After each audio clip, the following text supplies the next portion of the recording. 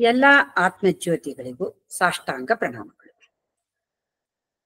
ಇವತ್ತು ನಾನು ಮಾತಾಡಬೇಕಾಗಿರೋ ವಿಷಯ ಮಾತು. ಈ ಮಾತನ್ನ ಶುರು ಮಾಡೋಕ್ ಮುಂಚೆ ಗುರುವಂದನೆಯನ್ನ ಮಾಡೋಣ. ಗುರುಬ್ರಹ್ಮ ಗುರುರ್ವಿಷ್ಣು ಗುರುದೇವೋ ಮಹೇಶ್ವರಃ ಗುರು ಸಾಕ್ಷಾತ್ ಪರಬ್ರಹ್ಮ ತಸ್ಮೈ ಶ್ರೀ ಗುರವೇ ನಮಃ.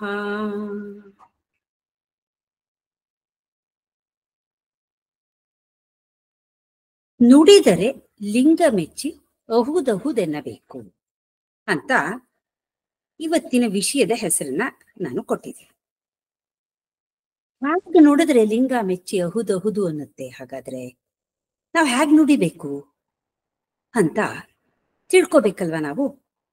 ಈ ನುಡಿ ಮಾತು ಇದೆಲ್ಲ ಒಂದೇ, ಬೇರೆ ಬೇರೆ ಪಾದಗಳಷ್ಟೆ. ಈಗ ಈ ಭೂಮಿ ಮೇಲಿರೋ ಕೋಟ್ಯಂತರ ಜೀವಿಗಳಲ್ಲಿ ಮಾನವ ಪರಿಪೂರ್ಣವಾದ ಹಾಗೂ ವಿಭಿನ್ನವಾದವನು ಅನ್ನೋದರಲ್ಲಿ ಎರಡು ಮಾತಿಲ್ಲ. ಆ ದೇವರ ಅಪರೂಪದ ಪರಿಕಲ್ಪನೆಯ ಫಲವೇ ಈ ಮಾನವನ ಸೃಷ್ಟಿ. ಮಾನವರಾದ ನಮಗೆ ಆಲೋಚನಾ ಶಕ್ತಿ ಇದೆ. ತರ್ಕಬದ್ಧವಾಗಿ ಯೋಚಿಸಿ ನಮ್ಮ ಭಾವನೆಗಳನ್ನ ಇತರರ ಜೊತೆಯಲ್ಲಿ ವ್ಯಕ್ತಪಡಿಸುವಂತ ಸಾಮರ್ಥ್ಯವನ್ನು ಕೂಡ ನಾವು ಪಡೆದಿದ್ದೀವಿ. ಭಾವನೆಗಳ ಅಭಿವ್ಯಕ್ತಿಗೆ ಮಾತು ಆ ದೇವರು ನಮಗಿತ್ತ ಅಪೂರ್ವ ಕೊಡುಗೆ. ಮುಗ್ಧ ಮನಸ್ಸಿನ ಮಗುವಿನ ತೊದಲು ನುಡಿ ಕೇಳೋಕೆ ಎಷ್ಟು ಹಿತ ಅಲ್ವಾ. ಹಾಗೆ ಜ್ಞಾನಿಯಾದವನ ಅನುಭವಜನ್ಯ ನುಡಿಗಳು ಅತ್ಯಮೂಲ್ಯ ಅಂತ ಅನ್ಸುತ್ತೆ. ಮಾತನಾಡೋದು ಒಂದು ಕಲೆ. ಈ ವೇದಿಕೆಯಲ್ಲಂತೂ ಮಾತೇ ನಮ್ಮ ಬಂಡವಾಳ. ಈ ಅಪೂರ್ವವಾದ ಮಾತಿನ ಬಗ್ಗೆ ನಮ್ಮ ಹಿರಿಯರ ಅನುಭವ ಭರಿತ ಅಭಿಪ್ರಾಯಗಳು ನಮಗೆ ದಾರಿದೀಪ. ಸಂಸ್ಕಾರವಂತರಾಗಿ ಬದುಕೋಕೆ ಇವು ನಮಗೆ ಮಾರ್ಗದರ್ಶಿಗಳಾಗಿವೆ. ನಾವು ಆಡುವ ಮಾತು ಹೀಗಿರಲಿ ಗೆಳೆಯ, ಮೃದು ವಚನ ಮೂಲೋಕ ಗೆಲ್ಲುವುದು ತಿಳಿಯ. ಮೌನ ಮೊಗ್ಗೆಯ ನೊಡೆದು ಮಾತರಳಿ ಬರಲಿ, 3 ನಿಮಿಷದ ಬಾಳು ಮಗಮಗಿಸುತ್ತಿರಲಿ. ಕವಿ ಚನ್ನವೀರ ಕಣವಿಯವರು ನಮ್ಮ ಮಾತು ಹೇಗಿರ್ಬೇಕು ಅಂತ ಈ ಕವಿತೆಯಲ್ಲಿ ಹೇಳಿದ್ದಾರೆ. ನಮ್ಮ ಮಾತಿನ ಕವಿಗಳು ಮೃದು ವಚನ ಮೂಲೋಕ ಗೆಲ್ಲುವುದು ತಿಳಿಯ ಅಂತ ಹೇಳಿದ್ದಾರೆ. ಅಂದ್ರೆ ಅದು ಮೃದುವಾಗಿರ್ಬೇಕು. ಅದು ಮೃದುವಾಗಿದ್ದಾಗ ಎಲ್ಲರ ಮನಸ್ಸನ್ನ ಗೆಲ್ಲುತ್ತೆ. ಆಗ 3 ಲೋಕನೂ ಗೆಲ್ಲುತ್ತೆ ಅಂತ ಅರ್ಥ. ಮೌನ ಮೊಗ್ಗೆಯ ನೊಡೆದು ಮಾತರಳಿ ಬರಲಿ. ಇವಾಗ ಒಂದು ಹೂವು ಮೊಗ್ಗಾಗಿರುತ್ತೆ ಫಸ್ಟ್. ಅದು ಹೂವಾಗಿ ಅರಳುವಾಗ ಅದು ಎಷ್ಟು ಸುಂದರ ಅಲ್ವಾ. ತನ್ನ ಸುವಾಸನೆಯನ್ನ ಎಲ್ಲ ಕಡೆ ಪಸರಿಸುತ್ತಾ ಅರಳುತ್ತೆ. ಅದೇ ರೀತಿ ಮುಚ್ಚಿದ ತುಟಿಗಳನ್ನ ತೆರೆದು ಹೊರಹೊಮ್ಮುವ ನಮ್ಮ ಮಾತು ಕೂಡ ಅದನ್ನ ಕೇಳುವವರ ಕಿವಿಗಳಿಗೆ ಇಂಪಾಗಿ ಆಪ್ಯಾಯಮಾನವಾಗಿರ್ಬೇಕು. ಮನಸ್ಸಿಗೆ ಆನಂದವನ್ನ ಉಂಟು ಮಾಡಬೇಕು. ಹಾಗಿದ್ದಾಗ ಅದು ಮೃದುವಾಗಿ ಮೂಲೋಕವನ್ನ ಗೆಲ್ಲೋದ್ರಲ್ಲಿ ಸಂಶಯನೇ ಇಲ್ಲ. ಹೂವು 3 ನಿಮಿಷಗಳು ಬಾಳುತ್ತೆ. ಅಂದ್ರೆ ಅದು ಬೆಳಗ್ಗೆ ಅರಳುತ್ತೆ, ಸಾಯಂಕಾಲ ಬಾಡ್ ಹೋಗುತ್ತೆ. ಅಂದ್ರೆ ಒಂದು 12 ಗಂಟೆ ಕಾಲ ಅನ್ಕೊಳ್ಳಿ. ಇಲ್ಲಿ 3 ನಿಮಿಷ ಅಂತ ಹೇಳಿದ್ದಾರೆ. ನಮ್ಮ ಬಾಳು ಎಷ್ಟು ದಿವಸ ಇರ್ತೀವಿ ಅಂತ ನಮಗ್ ಗೊತ್ತಿಲ್ಲ. ನಾವ್ ಎಷ್ಟೇ ದಿವಸ ಇರ್ಲಿ, ನಮ್ಮ ಮಾತು ಹೇಗಿರ್ಬೇಕು ಅಂದ್ರೆ ಅದು 3 ನಿಮಿಷದ ಬಾಳು ಘಮ ಘಮ ಅಂತ. ಅಂದ್ರೆ ಎಲ್ರೂ ಅದ್ರ ಜ್ಞಾಪಿಸ್ಕೋಬೇಕು. ನಾವು ಹೂವು ಅಂದ ತಕ್ಷಣ ನಮ್ಗೆ ಸುವಾಸನೆ ಜ್ಞಾಪಕ ಬರುತ್ತಲ್ವಾ, ಅದರ ಸೌಂದರ್ಯ ಜ್ಞಾಪಕ ಬರುತ್ತಲ್ವಾ. ಹಾಗೆ ನಮ್ಮ ಮಾತನ್ನ ಯಾರಾದ್ರೂ ಜ್ಞಾಪಿಸ್ಕೊಂಡ್ರೆ ಅದರಲ್ಲಿರೋ ಅರ್ಥ, ಅದ್ರ ಜ್ಞಾನ ಎಲ್ಲ ಅವರಿಗೆ ಆನಂದವನ್ನ ಕೊಡ್ಬೇಕು. ನಾವು ಎಷ್ಟೇ ದಿವಸ ಬದುಕಿರ್ಲಿ, ನಮ್ಮ ಮಾತು ಅಷ್ಟು ಅರ್ಥಪೂರ್ಣವಾಗಿ ಮುಂದೆ ಕೂಡ ಉಪಯೋಗಿಸೋ ಹಾಗಿರ್ಬೇಕು. ಈಗ ನೋಡಿ, ಈಗ ಚನ್ನವೀರ ಕಣವಿಯವರು ಈ ಕವಿತೆಯನ್ನ ಬರೆದಿದ್ದಾರೆ. ಅವ್ರ ಕವಿತೆ ಎಷ್ಟು ಹಳೇದಾದ್ರೂ ಈಗ್ಲೂ ನವನವೀನವಾಗಿದೆ ಅಲ್ವಾ. ನಾವ್ ಈಗ್ಲೂ ಜ್ಞಾಪಿಸ್ಕೋತೀವಿ. ಅಷ್ಟು ಹಾಗೆ ನಮ್ಮ ಮಾತಿರ್ಬೇಕು ಅಂತ ಹೇಳ್ತಾರೆ ಅವರು. ನುಡಿದರೆ ಮುತ್ತಿನ ಹಾರದಂತಿರಬೇಕು. ನುಡಿದರೆ ಮಾಣಿಕ್ಯದ ದೀಪ್ತಿಯಂತಿರಬೇಕು. ನುಡಿದರೆ ಸ್ಫಟಿಕದ ಸಲಾಖೆಯಂತಿರಬೇಕು. ನುಡಿದರೆ ಲಿಂಗ ಮೆಚ್ಚಿ ಅಹುದಹುದೆನಬೇಕು. ನುಡಿಯೊಳಗಾಗಿ ನಡೆಯದಿದ್ದರೆ ಮೆಚ್ಚ ನಮ್ಮ ಕೂಡಲ ಸಂಗಮ ದೇವ. ಚೆನ್ನವೀರ ಕಣವಿಯವರು ನಮ್ಮ ಮಾತು ಮೃದುವಾಗಿರ್ಬೇಕು ಅಂತ ಹೇಳಿದ್ದಾರೆ. ಬಸವಣ್ಣನವರು ಇನ್ನೂ ಒಂದು ಹೆಜ್ಜೆ ಮುಂದೆ ಹೋಗಿ ನಮ್ಮ ಮಾತು ಹೇಗಿರ್ಬೇಕು ಅನ್ನೋದ್ರ ಬಗ್ಗೆ ಪೂರ್ಣವಾದ ಮಾಹಿತಿ ನೀಡಿದ್ದಾರೆ. ನಮ್ಮ ಮಾತು ಮುತ್ತುಗಳನ್ನು ಸುಂದರವಾಗಿ ಜೋಡಿಸಿ ಮಾಡಿದ ಹಾರದಂತೆ ಅಚ್ಚುಕಟ್ಟಾಗಿರ್ಬೇಕು. ನುಡಿದ್ರೆ ಮಾಣಿಕ್ಯದ ದೀಪ್ತಿ ಅಂತಿರಬೇಕು. ಅಂದ್ರೆ ಮಾಣಿಕ್ಯದ ದೀಪ್ತಿ ಇದ್ರೆ ಅದು ಎಲ್ಲ ಕಡೆ ಪ್ರಕಾಶವನ್ನ ಬೀರುತ್ತೆ. ಹಾಗೆ ನಮ್ಮ ಮಾತು ಬೇರೆಯವರ ಕೇಳುಗರ ಕಿವಿಗಳಿಗೆ ಆನಂದವಾಗಿ ಮತ್ತೆ ಮನಸ್ಸಿನಲ್ಲಿ ಜ್ಞಾನವನ್ನ ಪ್ರಕಾಶವನ್ನ ಮೂಡಿಸೋ ಹಾಗಿರಬೇಕು. ಮತ್ತು ಅದು ಸ್ಫಟಿಕದ ಸಲಾಖೆಯಂತಿರಬೇಕು. ಅಂದ್ರೆ ಸ್ಫಟಿಕದ ಸಲಾಖೆ ಅಂದ್ರೆ ಅದು ಪಾರದರ್ಶಕ ಮತ್ತೆ ದೃಢ. ಹಾಗೆ ನಮ್ಮ ಮಾತು ದೃಢವಾಗಿರ್ಬೇಕು, ಪಾರದರ್ಶಕವಾಗಿರ್ಬೇಕು. ಅಂದ್ರೆ ಮನಸ್ಸಲ್ಲೊಂದಿಟ್ಕೊಂಡು ಹೊರಗೊಂದು ಮಾತಾಡಿದ್ರೆ ಪಾರದರ್ಶಕತೆ ಇರಲ್ಲ. ನಾವು ನುಡಿದಂತೆ ನಡೆಯಬೇಕು. ಆಗ ಅದು ಅದು ಮೂಲ ಏನು ನಮ್ಮ ಕೂಡಲ ಸಂಗಮ ದೇವ ಅವನು ಕೂಡ ಅಹುದು ಅಹುದು ಅಂತಾನೆ. ಲಿಂಗ ಮೆಚ್ಚಿ ಅಹುದಹುದೆನಬೇಕು. ಆ ನುಡಿಯೊಳಗೆ ಆಗಿ ನಡೆಯದಿದ್ದರೆ ಮೆಚ್ಚ ಕೂಡಲ ಸಂಗಮ ದೇವ ಅಂತ ಹೇಳ್ತಾರೆ. ಅಂದ್ರೆ ನಾವು ನುಡಿದಂತೆ ನಡೆಯಬೇಕು. ಹೀಗೆ ನಾವು ಹೇಗ್ ಮಾತಾಡ್ಬೇಕು ಅಂತ ಬಸವಣ್ಣನವರು ವಿಶದವಾಗಿ ಇದೊಂದು ವಚನದಲ್ಲಿ ವಿವರಿಸ್ಬಿಟ್ಟಿದ್ದಾರೆ. ಭಗವದ್ಗೀತೆಯಲ್ಲಿ ಅನುದ್ವೇಗಕರಂ ವಾಕ್ಯಂ ಸತ್ಯಂ ಪ್ರಿಯ ಹಿತಂಚಯತ್ ಸ್ವಾಧ್ಯಾಯ ಅಭ್ಯಸನಂಚೈವ ವಾಂಗ್ಮಯಂ ತಪ ಉಚ್ಯತೆ. ಈ ಮಾತುಗಳನ್ನೇ ಪುಷ್ಟೀಕರಿಸೋ ಬಸವಣ್ಣನವರ ಇನ್ನೊಂದು ವಚನ ಇದೆ. ಮೃದು ವಚನವೇ ಸಕಲ ತಪಂಗಳಯ್ಯ, ಸದು ವಿನಯವೇ ಸದಾಶಿವನೊಲುಮೆಯಯ್ಯ, ಕೂಡಲ ಸಂಗಮ ಸಂಗಯ್ಯನಂತೊಲ್ಲನಯ್ಯ. ಈಗ ತಪಸ್ಸು ಅಂದ್ರೆ ಏನು? ಹಿಂದಿನ ಕಾಲದಲ್ಲೆಲ್ಲ ಋಷಿಗಳು ಮುನಿಗಳು ಇವರೆಲ್ಲ ಕಾಡಿಗೆ ಹೋಗಿ ತಪಸ್ ಮಾಡ್ತಾ ಇದ್ರು ಅಂತ ಕೇಳಿದೀವಿ. ಅಂದ್ರೆ ಅವ್ರು ಏನೋ ಒಂದನ್ನ ಸಾಧನೆ ಮಾಡ್ಬೇಕು ಅಂದ್ರೆ ಆಗ ಅವರು ತಪಸ್ ಮಾಡ್ತಾ ಇದ್ರು. ತಪಸ್ಸು ಅಂದ್ರೇನು? ಎಡಬಿಡದ ಸಾಧನೆ. ಆ ತಪಸ್ ಮಾಡೋಕೆ ಬೇರೆ ಎಲ್ಲಾನು ಬಿಟ್ಬಿಡ್ತಿದ್ರು ಅವರು. ವೈಭವ ಭೋಗ ಭಾಗ್ಯ ಎಲ್ಲ ಬಿಟ್ಬಿಟ್ಟು ಕಾಡಿಗೆ ಹೋಗಿ ನಿರ್ಜನವಾದ ಪ್ರದೇಶದಲ್ಲಿ ಗಲಾಟೆ ಇಲ್ದೇ ಇರೋ ಕಡೆ ತಪಸ್ ಮಾಡ್ತಾ ಇದ್ರು. ಈಗಿನ ಕಾಲದಲ್ಲಿ ತಪಸ್ಸು ಅಂದ್ರೆ ಏನು? ಈಗ SSLC ಓದೋ ಮಕ್ಳು ಇರ್ತಾರೆ. ಅವರು ಓದೋದು ಕೂಡ ಒಂದು ತಪಸ್ಸಿನ ತರಹಾನೇ ಅಲ್ವಾ? ಅವರು ಯಾವ ಸಿನಿಮಾ, ಡ್ರಾಮಾ, ಆಟ ಯಾವುದ್ರ ಕಡೆನೂ ಗಮನ ಕೊಡಲ್ಲ. ಆ ವರ್ಷ ಅವರು ಪೂರ್ತಿ ಓದಿನಲ್ಲಿ ತಲ್ಲೀನರಾಗಿರ್ತಾರೆ. ನಾನು 100% ತಗೊಳ್ಳೇಬೇಕು ಅಂತ ಮನಸ್ಸು ಮಾಡಿ ಆ ದೃಢ ಸಂಕಲ್ಪವನ್ನ ಸಾಧಿಸೋಕೆ ಅವರು ತಪಸ್ಸಿನ ತರಹ ಓದ್ತಾರೆ. ಇದು ಕೂಡ ತಪಸ್ಸೆ. ಅಂದ್ರೆ ಇದೆಲ್ಲ ಕಷ್ಟ. ಆದ್ರೆ ಬಸವಣ್ಣನವರು ಹೇಳ್ತಾರೆ, ಮೃದುವಚನವೇ ಸಕಲ ತಪಂಗಳಯ್ಯ. ಒಂದು ಮೃದುವಾಗಿ ಮಾತಾಡೋದೇ ತಪಸ್ಸು, ಸಕಲ ತಪಂಗಳು ಅಂತಾರೆ. ಇದು ಹೇಗೆ? ಮೃದುವಚನ ಮಾತಾಡೋದಷ್ಟು ಸುಲಭ ಅಲ್ಲ. ಯಾವಾಗ್ಲೂ ನಮ್ಮ ಜೀವನ ಪರ್ಯಂತ ನಾವು ಮೃದುವಾಗಿ ಇನ್ನೊಬ್ಬರ ಮನಸ್ಸಿಗೆ ನೋವಾಗದೆ ಇರೋ ತರಹ ಮಾತಾಡ್ತೀವಿ ಅಂತ ಅಂದ್ಕೊಳ್ಳೋದಷ್ಟೇ ಅಲ್ಲ, ಅದನ್ನ ನಡ್ಕೊಂಡು ಅದೇ ತರಹ ಮಾತಾಡ್ಕೊಂಡು ನಾವು ಜೀವನ ಮಾಡಿದ್ರೆ ಅದು ತಪಸ್ಸಿನ ತರಹ ಅಂತ ಹೇಳ್ತಾರೆ. ಅದೇನಷ್ಟು ಸುಲಭವಾದ ಕೆಲಸವಲ್ಲ. ಕೋಪ ಬಂದ್ರೆ ನಮ್ಮ ಧ್ವನಿ ಏರ್ಬಿಡುತ್ತೆ, ಮುಖ ಕೋಪದಿಂದ ಕೆಂಪಾಗ್ಬಿಡುತ್ತೆ. ಮೃದು ವಚನ ಎಲ್ಲಿ ಬರಕ್ ಸಾಧ್ಯ ಅವಾಗ? ಆದ್ರೆ ನೀವು ಯಾವುದೇ ಸ್ಥಿತಿನಲ್ಲಿ ಇರ್ಲಿ, ಮೃದುವಾಗಿ ಮಾತಾಡಿ ಬೇರೆಯವರ ಮನಸ್ಸನ್ನ ಗೆಲ್ಲೋದಿರುತ್ತಲ್ಲ, ಅದು ತಪಂಗಳಯ್ಯ, ತಪಸ್ಸಿದ್ದ ಹಾಗೆ ಅಂತ ಹೇಳ್ತಾರೆ. ಸದು ವಿನಯವೇ ಸದಾಶಿವನ ಒಲುಮೆಯಯ್ಯ. ವಿನಯದಿಂದ ನಡ್ಕೊಳ್ಳೋದೆ ಆ ಸದಾ ಶಿವನ್ನ ಒಲಿಸ್ಕೊಳ್ಳೋ ರೀತಿ.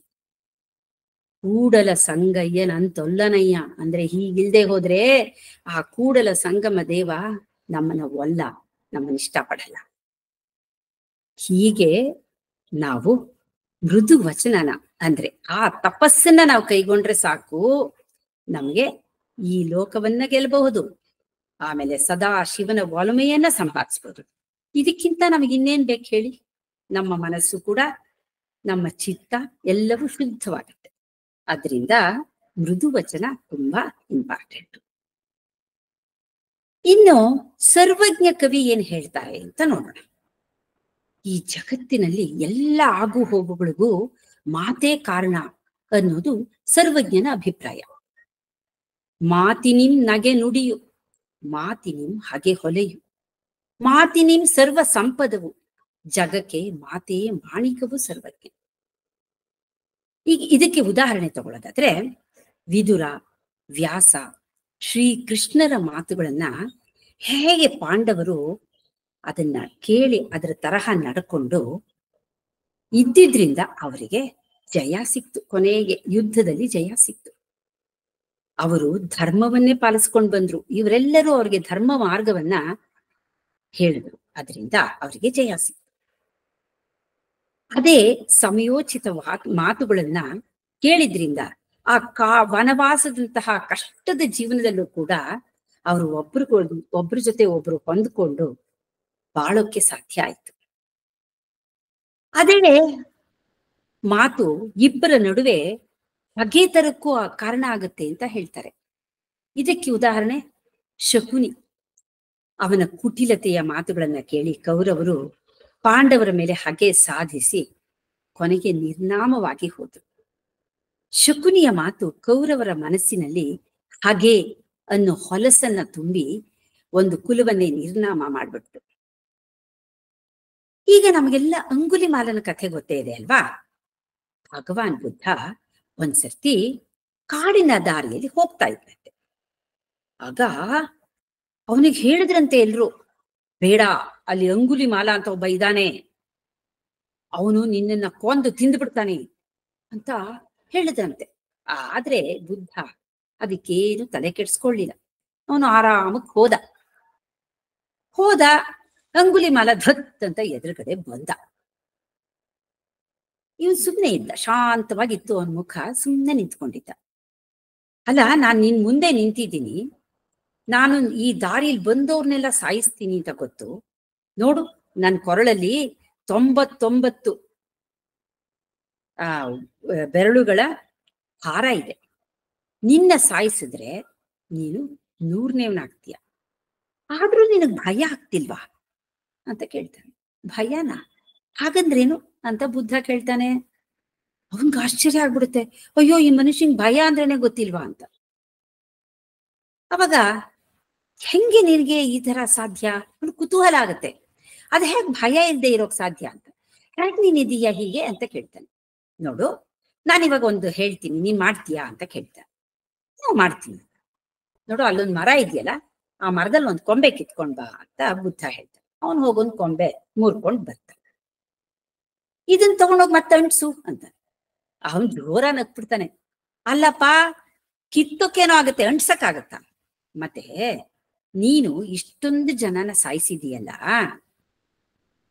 ಅವ್ರನ್ನೆಲ್ಲ ಸಾಯಿಸಕ್ ಮಾತ್ರ ನಿಂಗಾಗತ್ತೆ, ಮತ್ತೆ ಬದುಕ್ಸಕ್ಕಾಗತ್ತ ಹೇಳು ಅಂತಾನೆ. ಆವಾಗ ಒಂದ್ ನಿಮಿಷ ಅಂಗುಲಿಮಾಲನ ಮನಸ್ಸಿನಲ್ಲಿ ಹೌದಲ್ವಾ ಅನ್ನೋ ಪ್ರಶ್ನೆ ಬರುತ್ತೆ. ಆಗ ಬುದ್ಧ ಹೇಳ್ತಾನೆ, ಯಾರಿಗೆ ಬದುಕ್ಸೋಕ್ಕೆ ಸಾಧ್ಯ ಇಲ್ವೋ, ಒಂದು ಜೀವಕ್ಕೆ ಜೀವ ಕೊಡಕ್ ಸಾಧ್ಯ ಇಲ್ವೋ ಅಂತಹವರಿಗೆ ಸಾಯಿಸೋದಕ್ಕೂ ಹಕ್ಕಿಲ್ಲ ಅಲ್ವಾ ಅಂತ ಕೇಳ್ತಾನೆ. ಆಗ ತಕ್ಷಣ ಅಂಗುಲಿಮಾಲನ ಮನಸ್ಸಿನಲ್ಲಿ ಪರಿವರ್ತನೆ ಉಂಟಾಗ್ಬಿಡುತ್ತೆ. ಅವನು ಬುದ್ಧನ ಕಾಲನ್ನು ಹಿಡ್ಕೋತಾನೆ. ಅಯ್ಯೋ, ನಾನ್ ನಿನಗ್ ಶರಣಾಗಿದ್ದೀನಪ್ಪ, ಇಷ್ಟು ದಿವಸ ನನಗಿದು ಗೊತ್ತಾಗ್ಲಿಲ್ಲ, ದಯವಿಟ್ಟು ನನ್ನನ್ನ ಶಿಷ್ಯನಾಗಿ ಸ್ವೀಕರಿಸು ಅಂತ ಕೇಳ್ಕೊತಾನೆ. ಹಾಗೆ ಬುದ್ಧನ ಸಮಯೋಚಿತವಾದ ಮತ್ತೆ ಶಾಂತವಾದ ಮಾತುಗಳಿಂದ ಅಂತಹ ರಾಕ್ಷಸನಂತ ದುಷ್ಟನಂತ ಅಂಗುಲಿಮಾಲನನ್ನೇ ಪರಿವರ್ತನೆಗೊಳಿಸಿತು. ಆ ಶಕ್ತಿ ಮಾತಿಗಿದೆ. ಸರ್ವಜ್ಞನ ಇನ್ನೊಂದು ವಚನ ಇದೆ. ವಿದ್ಯೆ ಕಲಿಸದ ತಂದೆ, ಬುದ್ಧಿ ಹೇಳದ ಗುರು, ಬಿದ್ದಿರಲು ಬಂದು ನೋಡದ ತಾಯಿ, ಶುದ್ಧ ವೈರಿಗಳು ಸರ್ವಜ್ಞ. ತಂದೆ ಆದವನು ಮಕ್ಕಳಿಗೆ ವಿದ್ಯೆ ಕಲಿಸ್ಬೇಕು, ಅವನ ಕರ್ತವ್ಯ ಅದು. ಹಾಗೆ ವಿದ್ಯೆ ಕಲಿಸಕ್ಕೆ ಗುರುಗಳ ಹತ್ರ ಕಲಿಸಿದಾಗ ಆ ಗುರುಗಳು ಅವನಿಗೆ ವಿದ್ಯೆ ಜೊತೆನಲ್ಲಿ ಬುದ್ಧಿನೂ ಹೇಳಬೇಕು. ಯಾವುದು ಸರಿ, ಯಾವುದು ತಪ್ಪು, ಹೇಗೆ ನಡ್ಕೋಬೇಕು ಜೀವನದಲ್ಲಿ, ದೊಡ್ಡವರು ಗೌರವ ಕೊಡ್ಬೇಕು, ಇದೆಲ್ಲ ಅವರು ಸ್ವಲ್ಪ ಬುದ್ಧಿ ಕೂಡ ಹೇಳ್ಬೇಕು. ಇದು ಗುರುಗಳ ಕರ್ತವ್ಯ. ಇನ್ನು ಬಿದ್ದಿರಲು ಬಂದು ನೋಡದ ತಾಯಿ, ಇದು ಸಾಧ್ಯನೇ ಇಲ್ಲ. ತಾಯಿ ಎನಿಸ್ಕೊಳ್ಳೋಳು ಮಗು ಹುಟ್ಟಿದ ಮೇಲೆ ಅದು ನಡೆಯೋಕ್ ಕಲ್ತ್ಕೊಳ್ಳೋವಾಗ ಅದ್ರ ಕೈ ಹಿಡಿದು, ಅದು ತಪ್ಪು ಹೆಜ್ಜೆ ಇಡೋವಾಗ ಕೈ ಹಿಡಿದು ಅದಕ್ಕೆ ಸಹಕಾರ ನೀಡ್ತಾಳೆ, ಅದು ಬೀಳದೆ ಇರೋ ತರ ಕಾಪಾಡ್ತಾಳೆ, ಬಿದ್ರೆ ಎಬ್ಸಿ ಮತ್ತೆ ನಿಲ್ಲಿಸ್ತಾಳೆ. ಅಂತಹ ತಾಯಿ ಬಿದ್ದಿದ್ರು ಬಂದು ನೋಡಲ್ವಾ? ಆಶ್ಚರ್ಯ ಆಗತ್ತಲ್ವಾ? ಆದ್ರೆ ಸರ್ವಜ್ಞ ಹೇಳೋದು, ವಿದ್ಯೆ ಕಲಿಸದ ತಂದೆ, ಬುದ್ಧಿ ಹೇಳದ ಗುರುವು, ಬಿದ್ದಿರಲು ಬಂದು ನೋಡದ ತಾಯಿ ಶುದ್ಧ ವೈರಿಗಳು ಅಂತಾರೆ. ಈ ಕೆಲಸಗಳನ್ನ, ತಮ್ಮ ಕರ್ತವ್ಯಗಳನ್ನ ಯಾರು ಮಾಡಲ್ವೋ ಅವರು ಕೂಡ ತಾಯಿನೇ ಆಗಿರ್ಲಿ, ತಂದೆನೇ ಆಗಿರ್ಲಿ, ಗುರುನೇ ಆಗಿರ್ಲಿ, ಅವರು ಶತ್ರುಗಳು ಅಂತ ಹೇಳ್ತಾರೆ. ಅದರಿಂದ ಅವರವರ ಜವಾಬ್ದಾರಿಯನ್ನ ಅವರು ನಿಭಾಯಿಸ್ಬೇಕು. ನಮ್ಮ ಜವಾಬ್ದಾರಿ ಏನು, ನಮ್ಮ ಮಕ್ಕಳಿಗೆ ನಾವೇನು ಹೇಳ್ಕೊಡ್ಬೇಕು, ಹೇಗೆ ಬೆಳೆಸ್ಬೇಕು, ಇದೆಲ್ಲ ಅವರ ಕರ್ತವ್ಯ, ಅದನ್ನ ಸರಿಯಾಗಿ ಮಾಡ್ಬೇಕು ಅಂತ ಸರ್ವಜ್ಞ ಅಭಿಪ್ರಾಯ ಪಡ್ತಾರೆ. ಮನೆಯೇ ಮೊದಲ ಪಾಠಶಾಲೆ, ಜನನಿ ತಾನೇ ಮೊದಲ ಗುರುವು. ಜನನಿಯಿಂದ ಪಾಠ ಕಲಿತ ಜನರು ಧನ್ಯರು, ಘನತೆಯಿಂದ ಅವರು ಬಾಳುವರೆಂತ ನುಡಿವರು. ತಾಯಿಯ ಜೋಗಳವನ್ನು ಕೇಳ್ಕೊಂಡೇ ಮಗು ಬೆಳೆಯುತ್ತೆ. ಅದು ಮಾತನ್ನು ಕೂಡ ಆ ಜೋಗಳದಿಂದನೇ ಕಲಿಯುತ್ತೆ. ಅವಳು ಅದರ ನಡೆ ನುಡಿ ಎರಡರಲ್ಲೂ ಅದಕ್ಕೆ ಸರಿಯಾದ ಮಾರ್ಗದರ್ಶನವನ್ನ ಕೊಡ್ತಾಳೆ. ಅದಕ್ಕೆ ಸರಿಯಾದ ಸಮಯದಲ್ಲಿ ಬುದ್ಧಿ ಹೇಳ್ತಾಳೆ. ಅದು ತಪ್ಪು ಮಾಡಿದಾಗ ತಿದ್ದುತ್ತಾಳೆ. ಅದಕ್ಕೋಸ್ಕರ ಅವಳು ಏನೆಲ್ಲ ಮಾಡ್ತಾಳೆ ಗೊತ್ತಾ? ಅದಕ್ಕೆ ಒಳ್ಳೆ ಸಂಸ್ಕಾರವಂತನನ್ನಾಗಿ ಬೆಳೆಸಕ್ಕೆ ಅವಳು ತನ್ನ ಜೀವನವನ್ನೇ ಮುಡುಪಾಗಿಟ್ಬಿಡ್ತಾಳೆ. ಆ ಮಗುಗೆ ತಾಯಿ ಒಳ್ಳೊಳ್ಳೆ ಕಥೆಗಳನ್ನ ಹೇಳ್ತಾಳೆ. ಕಥೆಗಳಲ್ಲಿ ನೀತಿಗಳಿರುತ್ತೆ. ಆ ನೀತಿಗಳನ್ನ ತಿಳ್ಕೊಂಡು ಆ ಮಗು ಸರಿಯಾಗಿ ಬೆಳೆಯುತ್ತೆ. ಇದಕ್ಕೆ ಉದಾಹರಣೆ ನಮ್ಮ ಪುರಾಣದ ಕಥೆಗಳು. ಆ ಪುರಾಣದ ಕಥೆಯನ್ನ ಒಂದು ಚಾಕ್ಲೇಟ್ಗೆ ಹೋಲಿಸ್ತಾರೆ. ಚಾಕ್ಲೇಟ್ಗೆ ಒಂದು ಪೇಪರ್ ಹಾಕಿರ್ತಾರೆ ಮೇಲ್ಗಡೆ. ಪೇಪರ್ ಎಷ್ಟು ಅಟ್ರಾಕ್ಟಿವ್ ಆಗಿರುತ್ತೆ. ಅದ್ ನೋಡಿದ ತಕ್ಷಣ ಮಗು ನನಗ್ ಬೇಕು ಚಾಕ್ಲೇಟು ಅನ್ನತ್ತೆ. ಚಾಕ್ಲೇಟ್ ತೆಕ್ಕೊಟ್ಮೇಲೆ ಆ ಪೇಪರ್ ತಿನ್ನಲ್ಲ, ಅದು ತೆಗೆದು ಬಿಸಾಕತ್ತೆ, ಚಾಕ್ಲೇಟ್ ತಿನ್ನುತ್ತೆ. ಅಂದ್ರೆ ಈ ಕಥೆ, ಪುರಾಣದ ಕಥೆಗಳು ಚಾಕ್ಲೇಟ್ ಪೇಪರ್ ಇದ್ದ ಹಾಗೆ. ಕಥೆನಲ್ಲಿ ತತ್ವ ಇರಲ್ಲ, ಆದ್ರೆ ಒಳಗಡೆ ಇರೋ ತತ್ವ ಚಾಕ್ಲೇಟ್ ಇದ್ದ ಹಾಗೆ. ಆ ತತ್ವವನ್ನ ಮಗುವಿಗೆ ಅರ್ಥ ಮಾಡಿಸ್ತಾಳೆ ತಾಯಿ. ಹೀಗೆ ಚಿಕ್ಕ ವಯಸ್ಸಿಂದ ಪುರಾಣದ ಕಥೆಗಳು, ನೀತಿ ಕಥೆಗಳು ಇದನ್ನೆಲ್ಲ ಕೇಳ್ತಾ ಬೆಳೆದಂತ ಮಗು ಒಳ್ಳೆ ಮಾತು, ಒಳ್ಳೆ ನಡೆ ಇದೆರಡನ್ನೂ ಕಲಿಯುತ್ತೆ. ವಿವೇಕಿಗಳು ತಮ್ಮ ಸಮಯದ ಬಗ್ಗೆ ಕಾಳಜಿ ವಹಿಸ್ತಾರಲ್ವಾ, ಅದೇ ತರಹ ತಮ್ಮ ಮಾತಿನ ಬಗ್ಗೆಯೂ ಕಾಳಜಿ ವಹಿಸ್ತಾರೆ. ತುಂಬಾ ಮಾತಾಡುವಾಗ ಆವೇಶದಲ್ಲಿ ಎಲ್ಲಿ ತಮ್ಮ ಮಾತಿನಲ್ಲಿ ಸುಳ್ಳು ಉದುರ್ಬಿಡುತ್ತೋ ಅನ್ನೋ ಎಚ್ಚರದಲ್ಲಿ ರಘುವಂಶದ ರಾಜಂದಿರು ಮಿತಭಾಷಿಗಳಾಗಿದ್ರು ಅಂತ ಕಾಳಿದಾಸ ಹೇಳ್ತಾನೆ. ಸತ್ಯಾಯ ಮಿತಭಾಷಿಣ ಅಂತ ವರ್ಣಿಸ್ತಾನೆ. ಸತ್ಯ ಹರಿಶ್ಚಂದ್ರನ್ ಕಥೆ ನಮಗ್ ಗೊತ್ತೇ ಇದೆ. ಸತ್ಯವನ್ನೇ ನುಡಿಬೇಕು ಅಂತ ಹರಿಶ್ಚಂದ್ರ, ವಿಶ್ವಾಮಿತ್ರ ಅವನ ಸತ್ಯವನ್ನ ಪರೀಕ್ಷೆ ಮಾಡೋಕೆ ಎಷ್ಟು ಪರೀಕ್ಷೆಗಳನ್ನ ಒಡ್ಡಿದ್ರು, ಅದರಲ್ಲೆಲ್ಲ ಜಯ ಗಳಿಸಿ ಕೊನೆಗೆ ಸತ್ಯವನ್ನ ಬಿಡದೆ ಅವನು ಸ್ಮಶಾನವನ್ನ ಕಾಯುವಂತಹ ಕೆಲಸವನ್ನೂ ಕೂಡ ಮಾಡಕ್ಕೆ ಸಿದ್ಧನಾಗಿ ಆ ಭಗವಂತನನ್ನ ಸಾಕ್ಷಾತ್ಕಾರ ಪಡಿಸ್ಕೊಳ್ತಾನೆ. ನಮ್ಮ ಜೀವನದ ಉದ್ದಕ್ಕೂ, ತಮ್ಮ ಜೀವನದ ಉದ್ದಕ್ಕೂ ಮಿತಭಾಷಿಣಿಯಾಗಿದ್ದ ರಾಮಕೃಷ್ಣ ಪರಮಹಂಸರ ಪತ್ನಿ ಮಹಾಮಾತೆಯಾದ ಶಾರದಾ ದೇವಿಯವರು ಶಿಷ್ಯರಿಗೆ ತಿಳಿ ಹೇಳ್ತಾರೆ, ಒರಟಾಗಿ ಮಾತಾಡ್ಬಾರ್ದಪ್ಪ. ಒರಟಾಗಿ ನುಡಿತಾ ಇದ್ರೆ ಮನಸ್ಸೂ ಒರಟಾಗತ್ತೆ, ಬುದ್ಧಿ ಒರಟಾಗತ್ತೆ. ಒರಟಾದ ಬುದ್ಧಿ ಮತ್ತೆ ಮನಸ್ಸುಗಳಲ್ಲಿ ಸತ್ಯವು, ಪರಮಾತ್ಮನು ಹೇಗೆ ತಾನೇ ಪ್ರತಿಫಲಿಸ್ತಾನೆ ಅಂತ ಆ ತಾಯಿ ತನ್ನ ಶಿಷ್ಯರಿಗೆ ತಿಳಿ ಹೇಳ್ತಾಳೆ. ಕೋಪ ಬಂದಾಗ 10 ಎಣಿಸ್ಬಿಟ್ಟು ಆಮೇಲೆ ಮಾತಾಡಿ ಅಂತ ನಮ್ಮನೇಲಿ ಹಿರಿಯರು ಹೇಳ್ದದನ್ನ ನಾವು ಕೇಳಿದೀವಿ. ಕೋಪದ ಕೈಗೆ ನಮ್ಮ ಬುದ್ಧಿಯನ್ನು ಕೊಟ್ಟಾಗ ನಮ್ಮ ನಾಲ್ಗೆ ಮೇಲೆ ನಮಗೆ ಹಿಡಿತಾನೆ ತಪ್ಪೋಗುತ್ತೆ. ಆಮೇಲೆ ಭಾರತದ ಆದ್ಯಂತ ಆಮೇಲೆ ವಿದೇಶಕ್ಕೂ ಕೂಡ ಪ್ರಯಾಣ ಮಾಡಿ ತಮ್ಮ ವಾಕ್ ವೈಖರಿಗೆ ಜಗತ್ತೇ ಬೆರಗಾಗೋ ಹಾಗೆ ಮಾಡಿದ ನಮ್ಮ ವಿವೇಕಾನಂದರನ್ನ ನಾವು ಜ್ಞಾಪಿಸ್ಕೊಳ್ಳೇಬೇಕು. ರಾಮಕೃಷ್ಣ ಪರಮಹಂಸರು ಸುಮ್ಮನೆ ತಮ್ಮ ಭಕ್ತರ ಜೊತೆಲಿ ಸಂಭಾಷಣೆ ಮಾಡಿದ ಮಾತುಗಳೆಲ್ಲ ಇವತ್ತು ಎಂತಹ ಮಹತ್ವವಾದ ಸಾಹಿತ್ಯ ಪ್ರಕಾರವಾಗಿ ವಚನ ವೇದ ಅಂತ ಅನ್ಸ್ಕೊಂಡು ಎಷ್ಟು ಜನಪ್ರಿಯವಾಗಿದೆ. ಇನ್ನು ರಮಣ ಮಹರ್ಷಿಗಳಂತೂ ಮಾತಾಡೋದೇ ಕಡಿಮೆ, ಮಾತಾಡಿದ್ದೇ ಕಡಿಮೆ. ಅವ್ರು ಮಾತಾಡಿದ್ರೆ ಯಾರಾದ್ರೂ ತಮ್ಮನ್ನ ನೋಡಕ್ ಬಂದ್ರೆ ಅವ್ರು ಏನ್ ಹೇಳ್ತಿದ್ರು? ನೀನು ಯಾರು ಅಂತ ತಿಳ್ಕೊ, ಇದು ಒಂದೇ ಮಾತು ಹೇಳ್ತಾ ಇದ್ದಿದ್ರು. ಅಂದ್ರೆ ಅಷ್ಟೇ ಮಾತುಗಳಲ್ಲಿ ಅವರು ನೀನು ಯಾರು ಅಂತ ತಿಳ್ಕೊಂಡ್ರೆ ನೀನು ಸತ್ಯವನ್ನ ತಿಳ್ಕೊತೀಯಾ ಅಂತ ಅನ್ನೋದನ್ನ ತಮ್ಮ ಎಲ್ಲ ನೋಡಕ್ ಬಂದವ್ರಿಗೆಲ್ಲ ಅವರು ಹೇಳ್ತಾ ಇದ್ರು. ಸತ್ಯವನ್ನೇ ನುಡಿಬೇಕು, ಆದ್ರೆ ಅಪ್ರಿಯವಾಗದಂತೆ ನೋಡ್ಕೊಳ್ಬೇಕು ಅನ್ನುತ್ತಾನೆ ಯುಧಿಷ್ಠಿರ. ಸತ್ಯಂ ಬ್ರೂಯಾತ್ ಪ್ರಿಯಂ ಬ್ರೂಯಾತ್ ನ ಬ್ರೂಯಾತ್ ಸತ್ಯಂ ಅಪ್ರಿಯಂ. ಅಂದ್ರೆ ನಾನು ತುಂಬಾ ನೇರ ನಡೆಯವನು, ನೇರ ನುಡಿಯವನು ಅಂತ ಸಮರ್ಥಿಸ್ಕೊಳ್ತಾ ಸಾರ್ವಜನಿಕವಾಗಿ ಇತರರನ್ನ ಮಾತುಗಳಿಂದ ತೇಜೋವಧೆ ಮಾಡೋ ವ್ಯಕ್ತಿಗಳು ತುಂಬಾ ಜನ. ಅಜ್ಞಾನವಾಗಿರೋ ಸಾಮಾನ್ಯ ಜನರೇನೋ ಬೀದಿಗಳ ಜಗಳ ಆಡ್ತಾರೆ ಅಂತ ಅನ್ಕೊಂಡ್ರೆ ಇಲ್ಲ, ವಿದ್ಯಾ ಬುದ್ಧಿ ಕಲ್ತಿರೋ ಪಂಡಿತರುಗಳಲ್ಲೂ ಒಳ್ಳೊಳ್ಳೆ ವೇದಿಕೆಗಳಲ್ಲಿ ಪರಸ್ಪರ ತೇಜೋವಧೆ ಮಾಡೋದನ್ನ ನಾವು ನೋಡಿದೀವಿ. ಇದಕ್ಕೆ ಇಂಥವರಿಗೆ ಸ್ಮೃತಿಗಳು ಇಂಥ ಅಪರಾಧಕ್ಕೆ ದಂಡ ವಿಧಿಸ್ತಾರಂತೆ. ಆ ದಂಡ ವಿಧಿಸೋದು ನಮ್ಮಲ್ಲಿಯೂ ಇದೆ ಅಲ್ವಾ? ಈಗ ಹೇಳ್ತಾರಲ್ಲ, ನಮ್ಗೆ ಯಾರಾದ್ರೂ ಅವಮಾನ ಮಾಡಿದ್ರು ಅಂದ್ರೆ ಅವ್ರ ಮೇಲೆ ನಾವು ಮಾನನಷ್ಟ ಮೊಕದ್ದಮೆ ಹೂಡಬಹುದು ಅಂತ ಹೇಳ್ತಾರೆ. ಹಾಗೆ ನಾವು ಮಾತಾಡೋದನ್ನ ನೋಡ್ಕೊಂಡು ಇನ್ನೊಬ್ಬರಿಗೆ ನೋವಾಗದೆ ಇರೋ ಹಾಗೆ ಮಾತಾಡಬೇಕು. ನಮ್ಮ ಹಿರಿಯರು ಎಷ್ಟೋ ಗಾದೆ ಮಾತುಗಳನ್ನ ಮಾತಿನ ಮೇಲೆ ಮಾಡಿದ್ದಾರೆ.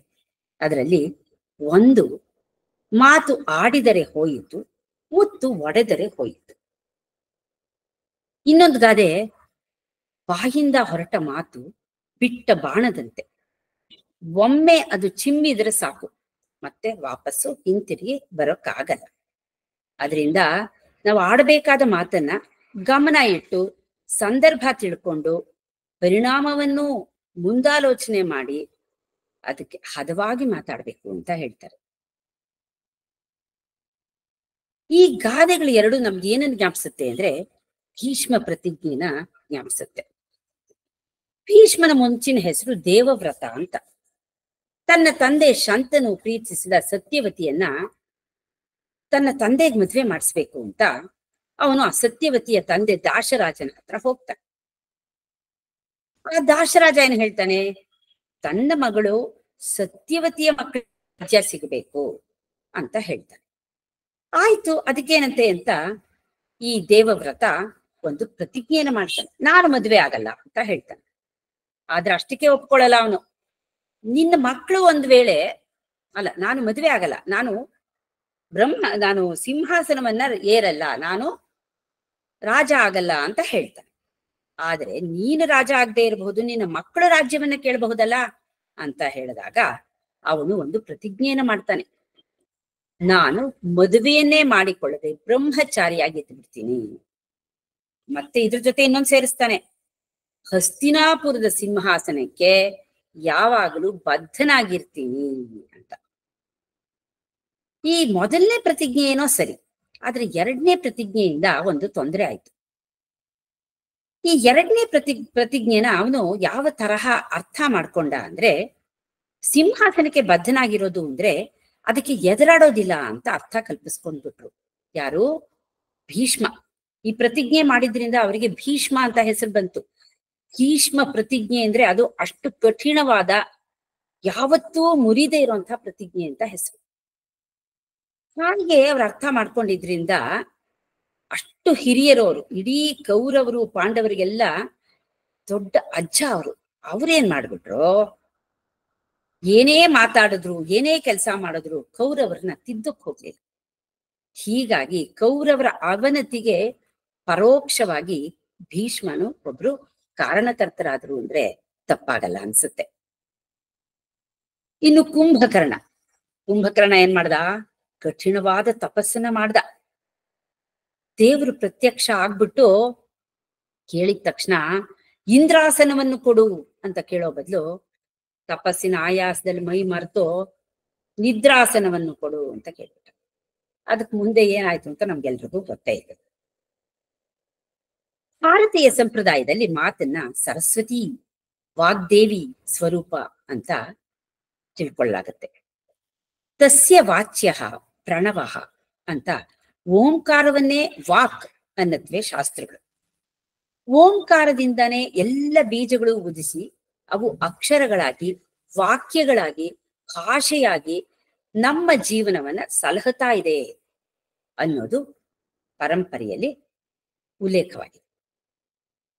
ಹಾಗಾಗ್ಬಿಟ್ಟು ನಮ್ಮ ಲೌಕಿಕ ಅಕ್ಷರಗಳು ಲೋಕೋತ್ತರವಾದ ಅಕ್ಷರವಾದ ನಾಶವಿಲ್ಲದ ಓಂಕಾರದ ಅಂಶಭೂತಗಳೇ ಅನ್ನೋ ಭಾವ ಇದೆ. ಅಮಂತ್ರ ಅಕ್ಷರಂ ನಾಸ್ತಿ ಅನ್ನೋ ಮಾತಿನಂತೆ ಮಂತ್ರವಾಗಲಾರದ ಅಕ್ಷರವೇ ಇಲ್ಲ. ಹೀಗಾಗ್ಬಿಟ್ಟು ನುಡಿನ ಪವಿತ್ರ ದೈವಿಕ ಅಂತ ಬಗಿಬೇಕು ಅಂತ ತಿಳ್ಕೋಬೇಕು, ಅಪಬಳಕೆ ಮಾಡಬಾರ್ದು ಅನ್ನೋದು ಇದರ ಅರ್ಥ. ವಾಕ್ ಮತ್ತು ಅರ್ಥಗಳ ಅಭೇದ ಭಾವವನ್ನ ಪಾರ್ವತಿ ಪರಮೇಶ್ವರರಿಗೆ ಹೋಲಿಸ್ತಾನೆ ಕಾಳಿದಾಸ. ವಾಗಾರ್ಥ ವಿವ ಸಂಪೃಕ್ತೌ ವಾಗಾರ್ಥ ಪ್ರತಿಪತ್ತಯೇ ಜಗತಃ ಪಿತರೌ ಒಂದೇ ಪಾರ್ವತಿ ಪರಮೇಶ್ವರವು. ವಾಕ್ ಮತ್ತು ಅದರ ಅರ್ಥಗಳು ಹೇಗೆ ಅಭೇದವಾಗಿ ಕಲಿತಿವೆಯೋ ಹಾಗೆಯೇ ಕಲೆತಿರುವ ಜಗದ ತಾಯಿ ತಂದೆಯರಾದ ಪಾರ್ವತಿ ಪರಮೇಶ್ವರರಿಗೆ ನಾನು ನಮಸ್ಕಾರ ಮಾಡ್ತೀನಿ ಅಂತ. ವ್ಯಾಕರಣ, ಭಾಷಾಶಾಸ್ತ್ರಗಳು ತಮ್ಮ ಅನುಬಂಧದಲ್ಲಿ ಈ ಪ್ರಯೋಗವು ಮೋಕ್ಷ ಅಂತಾನೆ ಹೇಳುತ್ತೆ. ಅಲ್ಲ, ವ್ಯಾಕರಣ ಶುದ್ಧವಾಗಿ ಮಾತಾಡಿದ್ರೆ ಮೋಕ್ಷ ಸಿಕ್ಬಿಡುತ್ತಾ ಅಂತ ಅನ್ನಿಸ್ಬಹುದು. ಆದರೆ ಯಾವುದೇ ಶಾಸ್ತ್ರದ, ವಿದ್ಯೆಯ, ಕಲೆಯ, ಸಾಧನೆಯ ಪರಾಕಾಷ್ಠೆಯಲ್ಲಿ ಆಗುವ ಸತ್ಯ ಸಾಕ್ಷಾತ್ಕಾರವೂ ಕೂಡ ಆತ್ಮ ಸಾಕ್ಷಾತ್ಕಾರವೂ ಕೂಡ ಒಂದೇ ಅನ್ನೋದನ್ನ ಗಮನಿಸಿದಾಗ ಶುದ್ಧ ವಾಕ್ ಕೂಡ ಮೋಕ್ಷಕಾರಕವಾಗುತ್ತೆ ಅನ್ನೋದು ಅರ್ಥವಾಗುತ್ತೆ. ಸತ್ಯ ಮತ್ತೆ ಉದ್ದೇಶ ಶುದ್ಧಿ, ಕ್ರಮಶುದ್ಧಿ ಇದೆಲ್ಲ ಇರುವಂತಹ ಮಾತುಗಳು ಒಂದು ಉಪಾಸನೆ ಅಂತ ಭಕ್ತಿ ಭಾವ ಪರಂಪರೆಯಲ್ಲಿ ಹೇಳಿದ್ದಾರೆ. ಹೀಗಾಗ್ಬಿಟ್ಟು ಮಂತ್ರಗಳನ್ನ, ದೇವತಾ ಸ್ತುತಿಗಳನ್ನ ನುಡಿಯೋಕೆ ಮುಂಚೆ ಆಚಮನ ಮಾಡಿ ಬಾಯಿಯನ್ನ ಶುದ್ಧಗೊಳಿಸ್ಕೊಂಡು ನಾವು ಅದನ್ನ ಹೇಳಬೇಕು ಅಂತ ನಿಯಮ ಇದೆ. ಭೋಜನ ಮಾಡುವಾಗಂತೂ ಮೌನವಾಗಿರಬೇಕು ಅಥವಾ ಮಂತ್ರಗಳನ್ನ, ಶ್ಲೋಕಗಳನ್ನ ಹೇಳಬೇಕು ಅಂತ ಒಂದು ನಿಯಮ ಕೂಡ ಇದೆ. ಬೇರೆ ಏನು ಮಾತಾಡಬಾರದು ಅಂತ ಹೇಳ್ತಾರೆ. ಈಗ ಬಸವಣ್ಣನವರ ಇನ್ನೊಂದು ವಚನ ತಗೊಳ್ಳೋಣ. ಪಾಪ ಪುಣ್ಯ ಎಂಬುವು ತಮ್ಮಿಷ್ಟ ಕಂಡಿರೋ, ಅಯ್ಯ ಎಂದರೆ ಸ್ವರ್ಗ, ಎಲವೋ ಎಂದರೆ ನರಕ, ದೇವ, ಭಕ್ತ, ಜೀಯ, ಜಯ ಎಂಬ ನುಡಿಯೊಳಗೆ ಕೈಲಾಸವಿದ್ದುದು ಕೂಡಲ ಸಂಗಮ ದೇವ. ಸ್ವರ್ಗ ನರಕ ಅನ್ನೋದು ಮುಂದೆ ಸಿಗೋ ಲೋಕಗಳು, ಅದನ್ನ ಆರಿಸ್ಕೊಳ್ಳೋದು ನಮ್ ಕೈಯಲ್ಲೇ ಇದೆ. ಸತ್ತ ಮೇಲೆ ಸ್ವರ್ಗ ನರಕ ಸಿಕ್ಕುತ್ತೆ ಅಂತ ಹೇಳ್ತಾರೆ. ಆದ್ರೆ ನಾವು ಸಾಯೋಕ್ಕೂ ಮುಂಚೆ ಇಲ್ಲಿ ಹೇಗೆ ಬದುಕ್ತೀವಿ ಅನ್ನೋದ್ರ ಮೇಲೆ, ಇಲ್ಲಿ ಹೇಗೆ ಮಾತಾಡ್ತೀವಿ ಅನ್ನೋದ್ರ ಮೇಲೆ ನಮಗೆ ಆ ಸ್ವರ್ಗ ನರಕ ಸಿಕ್ಕೋದು ನಮಗೆ ಗೊತ್ತಾಗತ್ತೆ ಅಂತ ಹೇಳ್ತಾರೆ. ಅಂದ್ರೆ ಎಲ್ಲರ ಹತ್ರ ಬೇರೆಯವರಿಗೆ ನೋವುಂಟಾಗದ ಹಾಗೆ ಎಲ್ಲರನ್ನೂ ಗೌರವಿಸಿ ಒಳ್ಳೆಯ ಮಾತುಗಳಿಂದ ಮಾತಾಡೋದ್ರಿಂದ ನಮಗೆ ಪಾಪ ಪುಣ್ಯ ಅನ್ನೋದ್ರಲ್ಲಿ ನಮ್ಗೆ ಪಾಪ ಬರಕ್ ಸಾಧ್ಯನೇ ಇಲ್ಲ, ಪುಣ್ಯನೇ ಬರುತ್ತೆ. ಆಗ ನಮಗೆ ಸ್ವರ್ಗ ಸಿಗೋದು ಗ್ಯಾರಂಟಿ. ನಮಗೆ ಸತ್ತ ಮೇಲೆ ಸ್ವರ್ಗ ಸಿಗಬೇಕು ಅಂದ್ರೆ ನಾವ್ ಇರೋವಾಗ ಇಲ್ಲಿ ಎಲ್ಲರ ಜೊತೆ ಮೃದು ಮಾತುಗಳಿಂದ ಮಾತಾಡಿ ಸಹಬಾಳ್ವೆ ಮಾಡೋದ್ರಿಂದ ಇಲ್ಲೂ ಕೂಡ ನಾವು ಸ್ವರ್ಗವನ್ನ ನಿರ್ಮಿಸ್ಕೋಬಹುದು, ಇಲ್ಲೂ ಸಂತೋಷವಾಗಿರ್ಬಹುದು, ಸತ್ತ ಮೇಲೂ ಸ್ವರ್ಗಕ್ಕೆ ಹೋಗ್ಬಹುದು ಅಂತ ಬಸವಣ್ಣನವ್ರು ಹೇಳ್ತಾರೆ. ಇಲ್ಲಿ DVಜಿಯವರ ಒಂದು ಕಗ್ಗ, ಮರಣದಿ ಮುಂದೇನು ಪ್ರೇತವೋ ಭೂತವೋ ಪರಲೋಕವೋ ಪುನರ್ಜನ್ಮವೋ ಅದೇನೋ ತಿರುಗಿ ಬಂದವರಿಲ್ಲ ವರದಿ ತಂದವರಿಲ್ಲ, ಧರೆಯ ಬಾಳ್ಗದರಿನೇಂ ಮಂಕುತಿಮ್ಮ ಅಂತಾರೆ. ಅಂದ್ರೆ ಸ್ವರ್ಗ ನರಕಕ್ಕೆ ಮರಣ ಸತ್ತ ಮೇಲೆ ನಮ್ಗೆ ಏನಾಗ್ತೀವೋ ನಾವು ಗೊತ್ತಿಲ್ಲ. ನಮ್ಗೆ ಭೂತ ಆಗ್ತೀವೋ ಪ್ರೇತ ಆಗ್ತೀವೋ. ಇವಾಗ ಅರ್ಧ ಆಯುಷ್ಯಲ್ಲೇ ಸತ್ತೋರೆ ಭೂತ ಪ್ರೇತ ಆಗ್ತೀವಿ ಅಂತ ಹೇಳ್ತಾರೆ. ಅದು ಯಾವುದು ನಮಗ್ ಗೊತ್ತಿಲ್ಲ. ಸ್ವರ್ಗಕ್ಕೆ ನರಕಕ್ಕೆ ಹೋಗಿ ಯಾರಾದ್ರೂ ಬಂದು ನಮ್ಗೇನು ಅದ್ರ ವರದಿನೂ ತಂದಿಲ್ಲ, ಹೀಗಿರುತ್ತೆ ಹಾಗಿರುತ್ತೆ ಅಂದ್ಮೇಲೆ ಅದ್ರ ಬಗ್ಗೆ ಯಾಕೆ ತಲೆ ಕೆಡ್ಸ್ಕೊತೀರಾ? ಧರೆಯ ಬಾಳ್ಗೆ ಅದರಿಂದ ಏನು, ಅದ್ ಏನಕ್ಕೆ ನಮಗ್ ಬೇಡ ಅದ್ರ ಕಥೆ, ನಾವ್ ಇಲ್ಲಿ ಹೇಗಿರ್ಬೇಕು ಅನ್ನೋದನ್ನ ತಿಳ್ಕೊಳ್ಳೋಣ ಅಂತ DVಜಿಯವರು ಹೇಳ್ತಾರೆ. ನಮ್ಮ ವ್ಯಕ್ತಿತ್ವದ ಸತ್ವವನ್ನ ಸಾಮರ್ಥ್ಯಗಳನ್ನಷ್ಟೇ ಅಲ್ಲ, ನಮ್ಮ ಗುಣ ಅವಗುಣಗಳನ್ನು ಕೂಡ, ಸ್ವಭಾವ ವರ್ತನೆಗಳನ್ನು ಕೂಡ ಬಿಂಬಿಸುವಂತ ಶಕ್ತಿ ಮಾತಿಗಿದೆ. ಅದಕ್ಕೆ ರಾಜ ಭರ್ತೃಹರಿ ತುಂಬಾ ಅರ್ಥಪೂರ್ಣವಾಗಿ ಹೇಳ್ತಾನೆ, ಮನುಷ್ಯನನ್ನ ಅಂದಗೊಳಿಸುವುದು ಒಡವೆ ವಸ್ತ್ರಗಳಲ್ಲ, ಸೌಂದರ್ಯ ಪ್ರಸಾಧನಗಳೂ ಅಲ್ಲ, ಕೇಶಾಲಂಕಾರಗಳೂ ಅಲ್ಲ, ಹೂಗಳೂ ಅಲ್ಲ. ಮನುಷ್ಯನನ್ನ ಅಂದಗೊಳಿಸುವುದು ಕೇವಲ ಅವನ ಮಾತು ಅಂತ. ಕೇಯೂರಾಣಿನ ಭೂಷಯಂತಿ ಪುರುಷಂ ಹಾರಾನ ಚಂದ್ರೋಜ್ವಲಾಹ ನ ಸ್ನಾನಂ ನ ವಿಲೇಪನಂ ನ ಕುಸುಮಂ ನಾಲಂಕೃತ ಮೂರ್ಧಜಾಹ ವಾಣ್ಯೇಕಾ ಸಮಲಂಕರೋತಿ ಪುರುಷಂ ಯಾ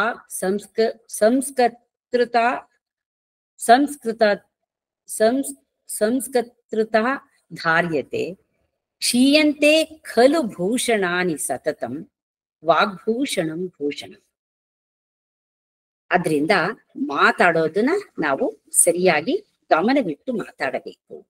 ನಮ್ಮ ಗುಣ ಅವಗುಣಗಳನ್ನ ಅದು ತೋರಿಸ್ಬಿಡುತ್ತೆ ಅಂತ ನಾವು ಎಚ್ಚರಿಕೆಯನ್ನ ವಹಿಸ್ಕೋಬೇಕು ಅಂತ ರಾಜ ಭರ್ತೃಹರಿ ಹೇಳ್ತಾರೆ. ಬಾಯಿ ಬಿಟ್ರೆ ಬಣ್ಗೇಡು ಅಂತ ಹೇಳ್ತಾರೆ. ಬುದ್ಧಿ ಇಲ್ದೆ ಮಾತಾಡೋ ಅಂತ, ಚಾಡಿ ಸುಳ್ಳುಗಳನ್ನ ಹೇಳೋ ಅಂತ ಕುಸಂಸ್ಕೃತ ನಾಲಿಗೆಗೆ ಪುರಂದರದಾಸರು ಬುದ್ಧಿ ಹೇಳೋ ರೀತಿ ತುಂಬಾ ಸ್ವಾರಸ್ಯಕರವಾಗಿದೆ. ಆಚಾರವಿಲ್ಲದ ನಾಲಿಗೆ ನಿನ್ನ ನೀಚ ಬುದ್ಧಿಯ ಬಿಡು ನಾಲಿಗೆ, ವಿಚಾರವಿಲ್ಲದೆ ಪರರ ದೂಷಿಸುವಂತೆ ಚಾಚಿಕೊಂಡಿರುವಂಥ ನಾಲಿಗೆ. ಅವ್ರು ಕೇಳ್ಕೊತಾರೆ, ಚಾಡಿ ಹೇಳಲು ಬೇಡ ನಾಲಿಗೆ ನಿನ್ನ ಬೇಡಿಕೊಂಬೆನು ನಾಲಿಗೆ, ರೂಢಿಗೊಡೆಯ ಶ್ರೀ ರಾಮನ ನಾಮವ ಪಾಡುತ್ತಲಿರು ಕಂಡ್ಯ ನಾಲಿಗೆ. ಹೀಗೆ ಚಾಡಿ ಮಾತಿಂದ ಎಷ್ಟು ಕಷ್ಟ ಆಗುತ್ತೆ ಅಂತ ಗೊತ್ತಾಗುತ್ತೆ. ಈ ಚಾಡಿ ಮಾತು, ಗಾಳಿ ಮಾತು ಇವೆಲ್ಲ ಒಬ್ಬರ ಬಗ್ಗೆ ಬೇಡದೇ ಇರೋ ಸುದ್ದಿಗಳನ್ನ ಹಬ್ಬಿಸಿ ಅವರ ಜೀವನವನ್ನ ನರಕವನ್ನಾಗಿ ಮಾಡಿಬಿಡುತ್ತೆ. ಹಾಗಾಗಿ ಚಾಡಿ ಮಾತುಗಳನ್ನ ಮಾತಾಡಬಾರದು ಅಂತ ನಾಲಿಗೆಗೆ ಬುದ್ಧಿ ಹೇಳ್ತಾ ಇದ್ದಾರೆ. ಇನ್ನು ಒಂದು ಮಾತಿದೆ, ಇಂಗ್ಲಿಷಲ್ಲಿ ಒಂದು ಹೇಳ್ತಾರೆ, ನಾವು ನಮ್ಮ ಮಾತುಗಳಲ್ಲಿ 3W ಅಂಡ್ 2H ಅನ್ನೋದನ್ನ ಪಾಲಿಸ್ಬೇಕಂತ. ಅದೇನದು? What to talk, when to talk, where to talk, ಆಮೇಲೆ how to talk, how much to talk. ಇದನ್ನ ನಾವು ಪಾಲಿಸ್ತಾ ಬಂದಾಗ ಅಲ್ಲಿ ಎಲ್ಲೂನು ತೊಂದರೆ ಆಗಲ್ಲ ಅಂತ ಹೇಳ್ತಾರೆ. ನಾವು ಮಾತಾಡೋ ಕೂತ್ರೆ ನಮಗೆ ಸಮಯದ ಪರಿವೆಯೇ ಇರಲ್ಲ, ಸುಮ್ಮನೆ ಮಾತಾಡ್ತಾ ಇರ್ತೀವಿ. ಅದರಿಂದ ಎಷ್ಟು ಮಾತಾಡ್ಬೇಕು, ಏನು ಮಾತಾಡ್ಬೇಕು, ಯಾವಾಗ ಮಾತಾಡ್ಬೇಕು ಅಂತ ತಿಳ್ಕೊಂಡಾಗ ನಾವು ಯಾರಿಗೂ ತೊಂದರೆ ಆಗಲ್ಲ, ನಮಗೂ ತೊಂದರೆ ಆಗಲ್ಲ. ಹಾಗೆ ಮಾತಾಡ್ಬೇಕು ಅಂತ ಹೇಳ್ತಾರೆ. ನಮ್ಮ ಹಿರಿಯರ ಇನ್ನೊಂದು ಗಾದೆ, ಊಟ ಬಲ್ಲವನಿಗೆ ರೋಗವಿಲ್ಲ, ಮಾತು ಬಲ್ಲವನಿಗೆ ಜಗಳವಿಲ್ಲ ಅಂತ ಹೇಳ್ತಾರೆ. ಅಂದ್ರೆ ಮತ್ತೆ ತಿರ್ಗಾ ನಮ್ಮ ನಾಲ್ಗೆನ ಹೇಗ್ ಉಪಯೋಗಿಸ್ಬೇಕು ಅಂತ ಹೇಳ್ತಾರೆ. ನಾಲಿಗೆ ರುಚಿಗೆ ಮರಳಾಗ್ಬಿಟ್ಟು ನಮ್ಮ ದೇಹಕ್ಕೆ ಒಗ್ಗದೆ ಇರೋ ಆಹಾರನೆಲ್ಲ ತಿಂದು ತಿಂದು ತಿಂದು ಆರೋಗ್ಯನ ಹಾಳು ಮಾಡ್ಕೊಂಡ್ಬಿಡ್ತೀವಿ. ಅದ್ರ ಬದಲು ಅದನ್ನ ಹಿಡಿತದಲ್ಲಿ ಇಟ್ಕೊಂಡು ನಮ್ಮ ಆರೋಗ್ಯವನ್ನ ಕಾಪಾಡ್ಕೊಳ್ಬೇಕು. ಅದೇ ರೀತಿ ಎಲುಬಿಲ್ಲದ ನಾಲಿಗೆ ಹೊರಳೋ ಹಾಗೆ ಮಾತಾಡಬಾರದು. ಆ ಮಾತಿನ ಮೇಲೆ ನಿಗಾ ಇರಬೇಕು ಅಂತ ಈ ಗಾದೆ ನಮಗೆ ಎಚ್ಚರಿಕೆ ಕೊಡುತ್ತೆ. ಈ ಗಾಳಿ ಮಾತು, ಚಾಡಿ ಮಾತು ಅಂತ ಹೇಳಿದ್ನಲ್ಲ, ಇಂತಹ ಮಾತುಗಳನ್ನ ಕಿವಿ ಕೊಡುವ ಕಿವಿಗಳಿಗೆ ಹಿತ್ತಾಳೆ ಕಿವಿ ಅಂತ ನಮ್ಮ ಹಿರಿಯರು ಹೀಗಳಿದ್ದಾರೆ. ಈಗ ಇದು ಕೆಟ್ಟ ಮಾತಾಯ್ತು. ಇವಾಗ ಒಳ್ಳೆ ಮಾತು ಬಗ್ಗೆ ಮಾಡೋಣ. ರಾಮಾಯಣದಲ್ಲಿ ಹನುಮಂತ ಮೊದಲನೇ ಸಲ ರಾಮ ಲಕ್ಷ್ಮಣ ಇಬ್ರು ಕಿಷ್ಕಿಂಧೆಗೆ ಬಂದಾಗ ಅವ್ರು ಯಾರು ಅಂತ ತಿಳ್ಕೋಬೇಕು ಅಂತ ಒಂದು ವೇಷ ಮರೆಸ್ಕೊಂಡು ಬರ್ತಾರೆ. ಅವನು ಮಾತಾಡೋ ರೀತಿ ನೋಡ್ಬಿಟ್ಟು ರಾಮನ್ಗೆ ಗೊತ್ತಾಗ್ಬಿಡುತ್ತೆ. ಅವನ ವಾಗ್ಮಿತ್ವಕ್ಕೆ ಮಾರು ಹೋಗ್ತಾನೆ ರಾಮ. ಇಂಥ ಪರಿಷ್ಕೃತ ಮಾತನ್ನ ಆಡೋ ಈತ ಸಾಮಾನ್ಯನಲ್ಲ. ಇವನು ಮಹಾವೇದಜ್ಞ, ಶಾಸ್ತ್ರಜ್ಞ, ಕಾವ್ಯಜ್ಞ, ರಾಜನೀತಿಜ್ಞ ಅಂತ ಕಂಡುಹಿಡಿತಾನೆ. ಅವತ್ತೇ ಅವನ್ನ ಮೆಚ್ಕೊಂಡ್ಬಿಟ್ಟು ತನ್ನ ಪರಮಾಪ್ತ ಮಿತ್ರನನ್ನಾಗಿ ಮಾಡ್ಕೊಳ್ತಾನೆ. ಇನ್ನು ಶೂರ್ಪಣಿಕೆ ಮಾತು ಹೇಗೆ ರಾವಣನನ್ನ ಸೀತಾಪಹರಣದ ದುಸ್ಸಾಹಸಕ್ಕೆ ಪ್ರೇರೇಪಿಸ್ತು ಅನ್ನೋದು ನಮಗ್ ಗೊತ್ತಿದೆ. ತಾನು ರಾಮ ಲಕ್ಷ್ಮಣರನ್ನ ಕಾಮಿಸ್ಬಿಟ್ಟು ತನ್ನ ಕಿವಿ ಮೂಗುಗಳನ್ನ ಕತ್ತರಿಸ್ಕೊಂಡು ಬಂದ್ಬಿಟ್ಟು ಅದನ್ನ ಮುಚ್ಚಾಕ್ಬಿಟ್ಟು ನಿನಗೋಸ್ಕರ ಸುಂದರಿಯಾದ ಸೀತೆಯನ್ನು ತರಕ್ ಹೋಗ್ಬಿಟ್ಟು ನನ್ನ ಕಿವಿ ಮೂಗು ಕುಯ್ಸ್ಕೊಂಡ್ ಬಂದೆ ಅಂತ ಹೇಳಿ ಆ ಸೀತೆಯ ವರ್ಣನೆಯನ್ನ ಮಾಡಿ ರಾವಣನ ಮನಸ್ಸಿನಲ್ಲಿ ಕಾಮುಕತೆಯನ್ನ ಹುಟ್ಟಿಸಿ ಕೆರಳಿಸಿದ್ದು ಅವಳ ಮಾತು. ಇನ್ನು ಸೀತೆ ಅಶೋಕವನದಲ್ಲಿದ್ದಾಗ ಹನುಮಂತ ಸೀತಾ ಮಾತೆಯನ್ನ ಹುಡುಕ್ತಾ ಅಲ್ಲಿಗೆ ಬರ್ತಾನೆ. ರಾಕ್ಷಸರಿಂದ ಸುತ್ತುವರೆದು ಬಿಟ್ಟಿದ್ದಾಳೆ ಸೀತೆ. ಅವಳನ್ನು ನೋಡಿ ಅವನಿಗೆ ಬಹಳ ಬೇಸರ ಆಗುತ್ತೆ. ನಾನು ರಾಮದೂತನಾಗಿ ಬಂದಿದ್ದೀನಿ ಅಂತ ಸೀತೆಗೆ ಹೇಳ್ಬೇಕು, ಅವಳು ಮುಂದೆ ಹೋಗಿ ನಿಂತ್ಕೋಬೇಕು ಅಂತ ಅವನು ಅನ್ಕೋತಾನೆ. ಆದ್ರೆ ತಕ್ಷಣ ತನ್ನ ನಿರ್ಧಾರವನ್ನ ಬದಲಿಸ್ಕೋತಾನೆ. ಇಷ್ಟು ದಿನ ರಾಕ್ಷಸರ ಮಾಯೆಯಲ್ಲಿ ಅವಳು ಒದ್ದಾಡಿರುವಾಗ ನನ್ನನ್ನು ಕೂಡ ರಾಕ್ಷಸರ ಮಾಯೆ ಅಂತ ತಿಳ್ಕೊಂಡ್ಬಿಟ್ರೆ ಅವಾಗ ನಾನು ಬಂದಿರೋ ಕಾರ್ಯ ಸಫಲ ಆಗಲ್ಲ ಅಂತ ಅಲ್ಲೇ ಮರದ ಮೇಲೆ ಕೂತ್ಕೊಂಡ್ಬಿಟ್ಟು ರಾಮನ ಗುಣಗಾನವನ್ನ ಮಾಡಕ್ ಶುರು ಮಾಡ್ತಾನೆ. ಈ ಹನುಮಂತನ ಮಾತುಗಳನ್ನ ಕೇಳ್ತಾ ಕೇಳ್ತಾ ಸೀತಾ ಮಾತೆಗೆ ಬಹಳ ಸಂತೋಷ ಆಗುತ್ತೆ. ಆಕೆ ಸುತ್ತಲೂ ನೋಡ್ತಾಳೆ, ಮೇಲ್ ನೋಡ್ತಾಳೆ. ಯಾರದು ನನ್ನ ರಾಮನ ಗುಣಗಾನವನ್ನ ಮಾಡ್ತಾ ಇರೋದು ಅಂತ ಅವಳು ಹೇಳಿದಾಗ ಆಗ ಹನುಮಂತ ಕೆಳಗಡೆ ಬಂದು ಅವಳಿಗೆ ತಾನು ಬಂದ ಉದ್ದೇಶವನ್ನ ಹೇಳಿ ಅವಳಿಗೆ ರಾಮ ಕೊಟ್ಟ ಮುದ್ರಿಕೆ ಉಂಗುರ ಕೊಟ್ಟು ಆಕೆಯಿಂದ ರಾಮನಿಗೆ ಚೂಡಾಮಣಿಯನ್ನ ತೆಗೆದುಕೊಳ್ತಾನೆ. ಇಲ್ಲಿ ಹನುಮಂತನ ಮಾತುಗಳು, ಸಿಹಿಯಾದ ಮಾತುಗಳು ಸೀತಾ ಮಾತೆಯ ಮನಸ್ಸಿಗೆ ಮುದವನ್ನ ಕೊಡ್ತು, ಸಂತೋಷವನ್ನ ಕೊಡ್ತು. ಒಬ್ಬ ಅಗಸನ ಮಾತಿನಿಂದ ರಾಮ ಸೀತೆಯನ್ನ ತ್ಯಜಿಸೋ ಹಾಗಾಯ್ತು. ಅಣ್ಣನ ಆಜ್ಞೆಯ ಪ್ರಕಾರ ಆಕೆನ ಲಕ್ಷ್ಮಣ ಅರಣ್ಯ ಪ್ರದೇಶಕ್ಕೆ ಕರ್ಕೊಂಡು ಬಂದ. ತುಂಬಿದ ಗರ್ಭಿಣಿಯಾದ ಸೀತೆಗೆ ಅದು ಗೊತ್ತಿಲ್ಲ. ತಪಸ್ವಿಗಳ ದರ್ಶನ ಮಾಡೋಕ್ಕೋಸ್ಕರ ನನ್ನನ್ನ ಲಕ್ಷ್ಮಣ ಕರ್ಕೊಂಡು ಬಂದಿದ್ದಾನೆ ಅಂತ ಅವಳು ಬಹಳ ಸಂತೋಷದಿಂದ ಇರ್ತಾಳೆ. ಆದ್ರೆ ಅವಳಿಗೆ ಹೇಗೆ ಮಾತು ಹೇಳೋದು ಅಂತ ಲಕ್ಷ್ಮಣನಿಗೆ ಬಹಳ ನೋವು. ಆದ್ರೂ ವಿಷಯವನ್ನ ಹೇಳಲೇಬೇಕಲ್ಲ ಅಂತ ಕಷ್ಟಪಟ್ಟು ಅವನ ವಿಷಯವನ್ನ ಹೇಳಿದಾಗ ಬಿರುಗಾಳಿ ಪೊಡೆಯಲಿಕ್ಕೆ ಕಂಪಿಸಿ ಫಲಿತ ಕದಳಿ ಮುರಿದು ಇಳೆಗೆ ಒರಗುವಂತೆ ಲಕ್ಷ್ಮಣನ ಮಾತು ಕಿವಿದರೆಗೆ ಬೀಳದ ಮುನ್ನ ಅಂಗನೆ ಹಮ್ಮೈಸಿ ನಡುನಡುಗುತ್ತೆ ಧರೆಗೆ ಬಿದ್ದಳು. ಅಂಗೋಪಾಂಗವನ್ನು ಮರೆದಳು. ಅಗ್ನಿಯಷ್ಟೇ ಪವಿತ್ರಳಾದ ಸೀತಾಮಾತೆಗೆ ಆ ಅಪ್ಪನಿಂದೆಯ ಮಾತುಗಳು ಕರ್ಕಶವಾಗಿ ಸ್ಫೋಟಗೊಂಡ ಅಣ್ವಸ್ತ್ರಗಳ ಕಿಡಿ ಹಾಗೆ ಆಕೆಯ ಕಿವಿಗೆ ತಲುಪೋ ಮುನ್ನನೇ ಅಂದ್ರೆ ದೂರದಿಂದಾನೆ ಎಷ್ಟು ಪರಿಣಾಮ ಬೀರ್ತು, ಎಷ್ಟು ಆಘಾತ ಕೊಡ್ತು ಅಂತ ಕುಮಾರವ್ಯಾಸ ಅಂತಾನೆ ಪ್ರಸಿದ್ಧನಾಗಿರೋ ಲಕ್ಷ್ಮೀಶ ಕವಿ ವರ್ಣಿಸ್ತಾರೆ. ಈ ಸಂದರ್ಭದಲ್ಲಿ ಮಾತೃ ಸ್ವರೂಪಳಾದ ಅತ್ತಿಗೆಗೆ ರಾಮ ಅವಳನ್ನ ತ್ಯಜಿಸಿದ ವಿಷಯ ಹೇಳುವಾಗ ಲಕ್ಷ್ಮಣನ ಮನಸ್ಥಿತಿ ನಮ್ಮ ಊಹೆಗೂ ನಿಲುಕೊಲ್ಲ. ಅಷ್ಟು ಅವನ ಮನಸ್ಸು ಕ್ಷೋಭೆಗೊಂಡಿತ್ತು. ಆದ್ರೂ ಅವನು ಕಷ್ಟಪಟ್ಟು ಅದನ್ನ ಹೇಳ್ದ. ಅಂದ್ರೆ ಇಂತಹ ಕರ್ಕಶವಾದ ಮಾತುಗಳನ್ನ ಹೇಳೋದು ಕಷ್ಟ, ಕೇಳೋದು ಕಷ್ಟ. ಇನ್ನೊಂದು ಗಾದೆ ಇದೆ. ಮಾತೇ ಮುತ್ತು, ಮಾತೇ ಮೃತ್ಯು. ಇಲ್ಲಿ ಒಂದು ಕಥೆ ಜ್ಞಾಪಕಕ್ಕೆ ಬರುತ್ತೆ. ಒಂದೂರಲ್ಲಿ ಒಬ್ಬ ರಾಜ ಇರ್ತಾನೆ. ಆ ರಾಜ ಅವನಿಗೆ ಅವಾಗ ತನ್ನ ಜ್ಯೋತಿಷ್ಯನ ನೋಡ್ಬೇಕು ಅಂತ ಮನಸ್ಸು ಬರುತ್ತೆ. ಒಬ್ಬ ಜ್ಯೋತಿಷಿನ ಕರೆಸ್ತಾನೆ. ಜ್ಯೋತಿಷಿಗೆ ತನ್ನ ಜಾತಕ ಕೊಡ್ತಾನೆ. ಅದನ್ನ ನೋಡ್ತಾನೆ ಜ್ಯೋತಿಷಿ. ಪಾಪ ಅದ್ರಲ್ಲಿದೆ, ಏನಿದೆ, ರಾಜನ ಮುಂದೆನೆ ಅವನ ಹೆಂಡತಿ ಮಕ್ಕಳು ಎಲ್ರೂ ಸಾವನ್ನಪ್ತಾರೆ ಅಂತ ಇದೆ. ಅಂದ್ರೆ ಅವನಿಗೆ ಅವನ ಪರಿವಾರ ಎಲ್ಲ ಸತ್ತು ಹೋಗೋದನ್ನ ಅವನು ನೋಡ್ತಾನೆ ಅಂತ ಇರುತ್ತೆ. ಅವನ ಪಾಪ ಮುಗ್ಧ, ಅವನು ಹಾಗೆ ಹೇಳ್ಬಿಡ್ತಾನೆ ರಾಜಂಗೆ, ಮಹಾರಾಜ ನಿನ್ನ ಜಾತಕ ಒಂಚೂರು ಚೆನ್ನಾಗಿಲ್ಲ. ನಿನ್ ಜಾತಕದ ಪ್ರಕಾರ ನಿನ್ನ ಹೆಂಡತಿ ಮಕ್ಕಳು ಎಲ್ರು ನಿನ್ ಕಣ್ ಮುಂದೆನೆ ಸತ್ತು ಹೋಗ್ತಾರೆ ಅಂತ ಹೇಳ್ಬಿಟ್ಟ. ಇವನಿಗೆ ತುಂಬಾ ಕೋಪ ಬಂದ್ಬಿಡ್ತು. ತಕ್ಷಣ ಇವನ್ನ ಕಾರಾಗೃಹಕ್ಕೆ ಕಳಿಸಿ ನಾಳೆನೆ ಇವನಿಗೆ ನೇಣುಗಂಬಕ್ಕೆ ಏರಿಸ್ಬಿಡಿ ಅಂತ ಆಜ್ಞೆ ಮಾಡ್ಬಿಟ್ಟ. ಅಷ್ಟೊತ್ತಿಗೆ ಅವನ ಸ್ನೇಹಿತ ಇನ್ನೊಬ್ಬ ಇದ್ದ. ಅವನು ನಾನ್ ಜಾತಕ ನೋಡ್ತೀನಿ ಅಂತ ಬಂದವನು ಅವನು ಅದೇ ಜಾತಕ ತಗೊಂಡ. ಅದೇ ಜಾತಕ, ಏನು ವ್ಯತ್ಯಾಸ ಇಲ್ಲ, ನೋಡ್ದ.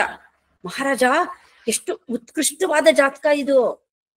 ನೀವು ದೀರ್ಘಾಯುಷಿಗಳು, ನಿಮ್ಮ ಎಲ್ಲ ಪರಿವಾರದ ಎಲ್ಲರಿಗಿಂತ ನೀವು ದೀರ್ಘಾಯುಷಿಗಳು, ತುಂಬಾ ವರ್ಷಗಳ ಕಾಲ ಬದುಕ್ತೀರಾ, ಚೆನ್ನಾಗಿ ರಾಜ್ಯ ಆಳ್ತೀರಾ ಅಂತ ಹೇಳ್ಬಿಟ್ಟ. ರಾಜನ್ ತುಂಬಾ ಸಂತೋಷ ಆಗುತ್ತೆ. ಅವನು ಬೇಕಾದಷ್ಟು ಉಡುಗೊರೆಗಳನ್ನು ಕೊಟ್ಟ. ಆಮೇಲೆ ನಿನಗೆ ಇನ್ನೇನಾದ್ರೂ ಬೇಕಾ ಅಂತ ಕೇಳ್ದ.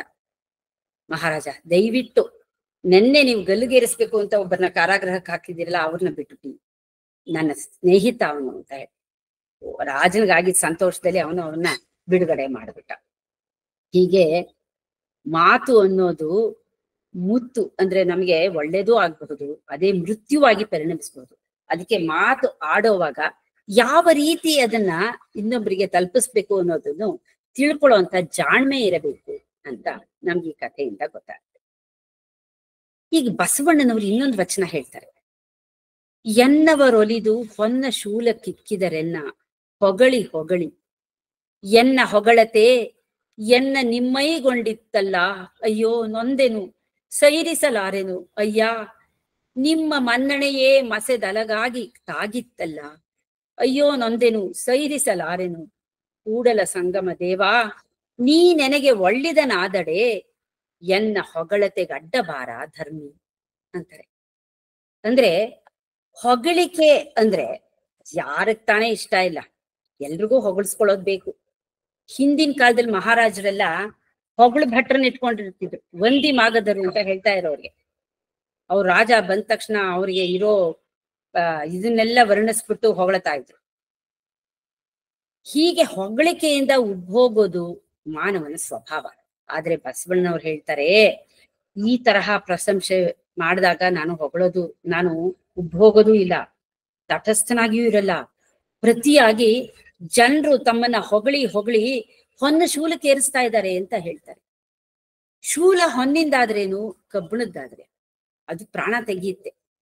ಆದ್ರೆ ಹೊನ್ನಿನ ಶೂಲದಂತಹ ಹೊಗಳಿಕೆಯ ಮಾತು ಒಬ್ಬ ಮನುಷ್ಯನನ್ನ, ಅವನ ಒಳ್ಳೆಯ ವ್ಯಕ್ತಿತ್ವವನ್ನ ಕಳೆದುಕೊಳ್ಳೋ ಹಾಗೆ ಮಾಡಿ, ಅಹಂಕಾರ, ಒಣ ಹೆಮ್ಮೆ ಇವುಗಳ ಗುಂಗಿನಲ್ಲಿ ಅವನು ತನ್ನ ಒಳ್ಳೆಯ ವ್ಯಕ್ತಿತ್ವನ ಕಳ್ಕೊಂಡು ತಾನು ಒಳ್ಳೆಯ ಹೆಸರು ಮಾಡ್ಬೇಕು, ಎಲ್ಲ ಜನರಲ್ಲಿ ನಾನು ಕಂಡುಕೊಳ್ಳೋ ಹಾಗೆ ಮಾಡ್ಬೇಕು ಅಂತನ್ಬಿಟ್ಟು ಕೀರ್ತಿ ಶನಿಗೆ ಒಳಗಾಗ್ತಾನೆ.